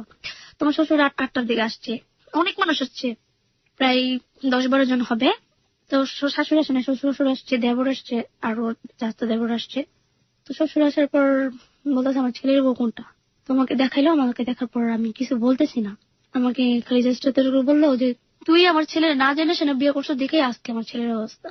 শ্বশুর ফার্স্ট এই কথাটাই বললো, আর কিচ্ছু বলে নাই। কিছু বলতে পারতেছি না, আমি সাহস পাচ্ছি না ওনাদের সাথে কথা বলার, যে আমি যাবো আপনাদের সাথে বা আপনারা যে লাস্টটা নিয়ে যাবেন আমি আপনাদের সাথে যাবো, এগুলো কিচ্ছু বলতে সাহস পাচ্ছি না। মানে আমার শ্বশুর কান্না করতেছে, তো আমিও কান্না করতেছিলাম। শ্বশুর কিছু আর বলেনি, বাইরে চলে গেছে, আমার দেখে বাইরে চলে গেছে। মানে তখন বলতেছে এখানে একটা মামলা করা দরকার, মানে আমাদের নামে যে মামলাটা করবে। তো পুলিশরা বলছে যে আমার আম্মুরা ফোন করে বলছে 5,000 টাকা আনেন, 5,000 টাকা আনলে আপনাকে ছেড়ে দেওয়া হবে। পুলিশ বলছে মামলা হয়নি, মামলা না 5,000 টাকা দিলে ছেড়ে দেওয়া হবে। তো সেটা একটা পুলিশ ভালো ছিল, তো একটা পুলিশ এসে বলতেছে তোমাদের নামে মামলা হয়ে গেছে, তোমার আম্মুর রাস্তা না করো, আসলে কিন্তু তোমার আম্মুরও কিন্তু আটকেবো। তো বললাম যে ঠিক আছে, আমার আম্মুর রাস্তা না করে দিতেছি। তো আমি শুনছি, যতটুকু শুনছি মামলাটা নাকি করতে চায়নি পুলিশরা, অনেক পরিমাণ টাকা দেওয়ার পরে মামলাটা হয়েছে আপনার নামে। হ্যাঁ। কি মামলা হলো, কি করা হলো মামলায়? সন্দেহ মামলা দিচ্ছে যে আত্মহত্যা প্রয়োজনা, মামলার কাগজ, আত্মহত্যার প্রয়োজনা। মামলার কাগজটা এই মুহূর্তে আমার কাছে রয়েছে, একটু আমি দেখতে পারি, রাইট? ওকে। মামলাটা কে করলো আপনার এগেইনস্টে? মামলাটা কে করলো? মামলাটা আমার শ্বশুর করেছে। ওকে ওকে, এটা হচ্ছে আপনার শ্বশুরের নাম্বার এখানে যেটা দেয়া আছে না? ওনার নাম হচ্ছে আসাদ গোলজার। আসাদ গোলজার। ওকে, এই কাগজগুলো সম্পূর্ণ কনফিডেন্সিয়াল কাগজ, আমরা এটা পড়ে শোনাবো না, যেহেতু মামলাটি এখনো চলছে, রাইট? মামলাটা এখনো চলছে, মানে এক ধরনের সন্দেহ ব্যাপার, মানে আত্মহত্যা সে করেছে এটা স্বীকার করেছে এখানে এই এজাহারে, কিন্তু এটা এক ধরনের সন্দেহ হচ্ছে তার যে আপনার দ্বারা কোনোভাবে প্ররোচিত হয়েছে কিনা বা আপনার ফ্যামিলির দ্বারা কোনোভাবে প্ররোচিত হয়েছে কিনা। ওকে, হ্যাঁ মুক্তা, তারপর কি হলো? তারপর তারা মামলা টামলা করে চলে গেল। সেদিন থানায় আর কি আমাকে এক রাত থাকতে দিছে। মানে সেখানে একটা আছে না থানায় যে মানে আসামিদের যে একটা কারত আছে সেখানে রাখে, আমাকে কিন্তু সেখানে রাখা হয়নি। আমাকে ওখানে যারা পুলিশটা যে থাকে মানে মহিলা পুলিশরা সেখানে আমাকে রাখা হয়েছে। বলে তোমার মামলাটা এরকম গুরুত্বপূর্ণ না, তুমি আসামিও না, আমরা যতটুকু জানি তোমার শ্বশুরের জোর জবরদস্তি এটা মামলা করছে, আমরা নিরুপায়, আমরা মামলা করতে বাধ্য হয়েছি। তো পরের দিন কোর্টে নিছে আর কি, আমাকে কোর্টে চালান করে দিছে। আমাকে যখন মানে জজ দেখছে তখন দেখার পর মানে বয়সটা দেখছে, তখন বলে ও তো কিশোরী, মানে ওর কি জেল দিব, মানে আমাকে এটা বলছে ফার্স্টে। তো সেখান থেকে আমাকে জামিন করে নিয়ে আসে। মানে আমার তুমি কি তোমার শাশুড়িকে দেখতে পেরেছো এখন পর্যন্ত? না, শ্বশুরকে দেখেছি। তোমার শ্বশুর শাশুড়ির সাথে কথা হয়েছে কখনো? হ্যাঁ কথা হয়েছে। শাশুড়ির সাথে কথা হয়েছে? শাশুড়ি কি বলেছে তোমাকে? শাশুড়ির সাথে এখনো কথা হয়, বলে যে আমার প্রতি কোনো রাগ দেখে তারা কথা বলে না, ভালোভাবে বলে, বলে আমার দেশে বাড়িতে আসো তোমাকে দেখবো, আমাকে এটাই বলে। তুমি কি জানতে পেরেছো তোমার হাজবেন্ডটা কেন আত্মহত্যা করেছিল? না, এখন আমার শ্বশুর যেটা সে বলে যে আমার ছেলে আমার ওয়াইফকে অনেক ভয় পেত, হয়তো ওই ভয়ের কারণে ওই কাজটা করছে। তাদের কথা হলো এটা, আমারও কথা এটা। আর তোমার শাশুড়ি কি তোমাকে কখনো দোষারোপ করেছে কোনো বিষয় নিয়ে যে আমার ছেলের আত্মহত্যার জন্য, আমার ছেলের জন্য তুমি দায়ী বা এরকম কোনো কিছু? এটা বলে না, এখন বলে কিনা তো জানি না, কিন্তু আমার সাথে কোনোদিন বলেনি। কখনো তোমার সাথে ফোনে কথা বললে কান্নাকাটি করতে দেখেছো তোমার শাশুড়িকে? হ্যাঁ, সেও কান্নাকাটি করে, আমিও করি। হ্যাঁ, আমি আসলে কি বলবো ঠিক বুঝে উঠতে পারছি না। তো তোমার এখন প্রেজেন্ট ডেস মানে বর্তমান দিনের দিকে আসি, মানে তুমি এখন কিভাবে সময় কাটাও, মানে কিভাবে কি হয়? তোমার লেখাপড়া বন্ধ হয়ে গেছে? হ্যাঁ। সো আমি আসলে আপনি বলতে বলতে কখন তুমি বলে সম্বোধন করে ফেলেছি বুঝতেই পারছি না। সো যে লেখাপড়াটা বন্ধ হয়ে গেল, এখন মানে আসলে ভবিষ্যৎ পরিকল্পনাটা কি? তোমাকে নিয়ে তোমার ফ্যামিলি কি চিন্তা ভাবনা করে? এখন আমার ফ্যামিলি চিন্তা করতেছে মানে আমার মানে বিয়ে দিতে চাচ্ছে আবার আর কি, কিন্তু আমি রাজি হচ্ছি না। ছেলে দেখাচ্ছে, মানে আমাকে দেখতে আসতেছে। সবাই জানে যারা আসে তারা জানে ব্যাপারগুলো? হ্যাঁ। জানার পরে কি হয়? জানার পর কি হয় মানে আমি না করতেছি, মানে বলতে আমার পছন্দ হয় না, এরকম আর কি। এরকম ঘটনা কি ঘটেছে যে তোমার এইসব কাহিনী সবকিছু জানার পরে ছেলে পক্ষ পিছিয়ে যায়? না না, পিছিয়ে যায় না, জানার পরেও রাজি হয়। জানার পরেও রাজি হয়? হ্যাঁ। ওকে, তুমি কেন পিছিয়ে দিচ্ছ? আমি কেন পিছিয়ে বেছে নিচ্ছি, আমি চাচ্ছি না মানে এই মুহূর্তে, মানে আমি চাচ্ছি আর কতদিন পর করি, মানে মামলাটা শেষ হওয়ার পর আমি বিয়েটা করতে চাচ্ছি। মানে তুমি নিজেও চাও বিয়ে করতে এখন? মানে বিয়ে করতে আমি চাই না, ফ্যামিলির চাকা আমার বিয়ে করতে হবে, আমি যতটুকু টুডে অর জানি। টুমরো বিয়েটা করতেই হবে তোমাকে? করতেই হবে, হ্যাঁ। মামলাটা কবে নাগাদ শেষ হবে কিছু জানো? বলছে যে মামলাটা শেষ হইতে আর বেশি দিন লাগবে না, বলছে 2-1 বছর লাগবে। মানে আমার শ্বশুর বলছে নিজেই আপোষ করবে, আপোষ করলে তো বেশি দিন লাগবে না, হয়তো 6-7 মাস লাগবে। ওকে প্রিয় শ্রোতা, আমরা এই মুহূর্তে মুক্তার শ্বশুর যিনি মামলাটি করেছেন তার আসলে মনোভাব কি সেটা জানার জন্য আমরা এই মুহূর্তে তার সাথে কথা বলবো। এবার ডিল করছে শাকিল। কিবরিয়া, আপনাকে অনেক ধন্যবাদ। প্রিয় শ্রোতা, এই মুহূর্তে আমরা ফোনে যোগাযোগ করছি মুক্তার শ্বশুর আসাদ গুলজার সাহেবের সাথে। আপনার নাম কি আসাদ গুলজার? জি, আমার নাম হচ্ছে শাকিল, আমি এবিসি রেডিও থেকে, আমাদের হ্যালো 8920 অনুষ্ঠান থেকে। হ্যাঁ, শুনছি, কি বলেন? আচ্ছা, সাইফুলের বউ মুক্তার সঙ্গে আমরা কথা বলেছি, তো আমি একটু জানতে চাচ্ছিলাম যে আপনার ছেলে কেন মারা গেল, আপনি এর কারণটা কি মনে করেন? সাইফুল ডিপ্লোমা ইঞ্জিনিয়ার হয়ে বাড়িত, পরীক্ষার আগে বললো যে আব্বা পরীক্ষা তো আসছে, পরীক্ষার ফিস দিতে হইব, ঘর ভাড়া দিতে হইব, 1020 টাকা লাগবো। পরে আমি টাকা দিয়ে দিলাম। ওর একদিন পরেই খবর আইছে সে মারা গেছে। এই যে কিভাবে মারা গেল, কেমনে মারা গেল, এটা আমি এখন পর্যন্ত বুঝতে পারতেছি না, কিন্তু আমি কেস করে রাখছি, এটুকুই আমি জানি। বিয়া করছে না করছে এটা আমি পর্যন্ত শিওর আমি দিতে পারতাছি না। জি জি, আচ্ছা, আপনি আমাকে আরেকটা জিনিস বলেন যে ওই মুক্তাদের বাড়ি থেকে কি আপনাদের সাথে কখনো কোনো যোগাযোগ করা হয়েছে? না না না না না, চিনি না, আর এক ব্যাপারে জানি না। মুক্তাদের বাড়ি থেকে কেউই তাহলে এসে আপনাদের সাথে যোগাযোগের চেষ্টা করেনি? না না না, ওই লাশ আনতে যায় শুনলাম এমনি এমনি এই কাজ হয়েছে, বিয়ে করছে। আমরা বললাম না, এটা তো কিছুদিন হইতে পারে না। আচ্ছা, যেটা হইতে চাইলে আপনারা নিশ্চয়ই জানতাম। মুক্তাদের পরিবার থেকে যখন আপনাদের পরিবারের সাথে যোগাযোগ করতে চাইছে তখনই আপনার ছেলে হতাশ হয়ে পড়ছে এবং সেই কারণেই হচ্ছে সে এরকম আত্মহত্যার পথ বেছে নিছে। আমরা অনেকটা এইটা জানতে পেরেছি। আপনি কি মনে করেন ব্যাপারটা আসলে? ওটা তো আমরা দেখি না, শুনিও না, যে আমরা কিভাবে বিশ্বাস করতে পারি? কোন এখন বিয়ে হয়েছে, হ্যাঁ বলছে বাড়িতে যোগাযোগ করতে, এটা এখন মুখটা বলতে আছে, এত আর বলে নেই। সাধারণ একটা নাটক করতে পারে, গরিব মানুষ মাদের ব্যবসা করি আমি জীবনে যা কামাইছি আমার ছেলের পিছনে আমি তাই করে লেখাপড়া করাইছি, এমন বহু টাকা ঋণ করে আমার এই ছেলেটা এইভাবে যাইব গা, কিছুতে আমি আমার মনে মানাইতে পারি না। জি, আত্মহত্যার প্ররোচনার কথা বলে মুক্তার মা এবং ওদের পরিবারের সবার নামেই মামলা করেছেন। এই মামলাটা নিয়ে আপনি এখন কি ভাবছেন? মামলা করে রাখছি, দেখি মামলা কোন পর্যন্ত যায়। আমি সত্য ঘটনাটা জানার জন্য মামলাটা করছি। মুক্তার দ্বারা যদি ক্ষতি হয়ে থাকে বা অন্য কেউ যদি কোনো চাল করে মাইরা থাকে তাইলে এটা ফাঁস হইব। এই ঘরের ভিতরে আমরা 2টা লোক থাকি, তাইলে আমি যদি ফাঁসি দিয়ে মারা যাই লগা সিরিয়া দেখবো না। আমরা না যাইতে তোলারে পোস্টমেডিং করে আইরিয়া সিরিয়া ঢাকা মেডিকেল এনে পালায় তুইছে, আমারও লাগে নাই। গাইজার সাইজা বাইরে কিনে লাগছে, এটা কিভাবে বুঝবো যে ওই মারা গেছে না মাইসি মারছে? এটা তো আমরা কোনো চিহ্ন বাইরে কিনে লাগলে মানুষের কোনো কিছু থাকে? জি না, যদি আল্লাহ পাক বার করে তাইলে হইলে কথা, না এটা কোনো কথা নেই। ঠিক আছে আসাদ সাহেব, আপনার সাথে অনেক কথা হলো, আমরা অনেক কিছু জানতে পারলাম। তো আপনি ভালো থাকবেন। আমাদের এবিসি রেডিওর পক্ষ থেকে, আমাদের অনুষ্ঠান হ্যালো 8920 পক্ষ থেকে আপনাকে অনেক অনেক ধন্যবাদ। প্রিয় শ্রোতা, আমরা এতক্ষণ শুনছিলাম আসাদ গুলজার সাহেবের কথা, তিনি তার মতো করে বললেন। এখন আমরা আবারও ফিরে যাচ্ছি আমাদের আজকের অতিথি মুক্তার কাছে এবং ফিরছি কিবরিয়ার কাছে। কিবরিয়া। আচ্ছা মুক্তা, তুমি হ্যালো 8920 কেন আসলে? আসলে আসছি এই জন্যই যে আমার মতো এই ভুলটা অনেকেই করতেছে।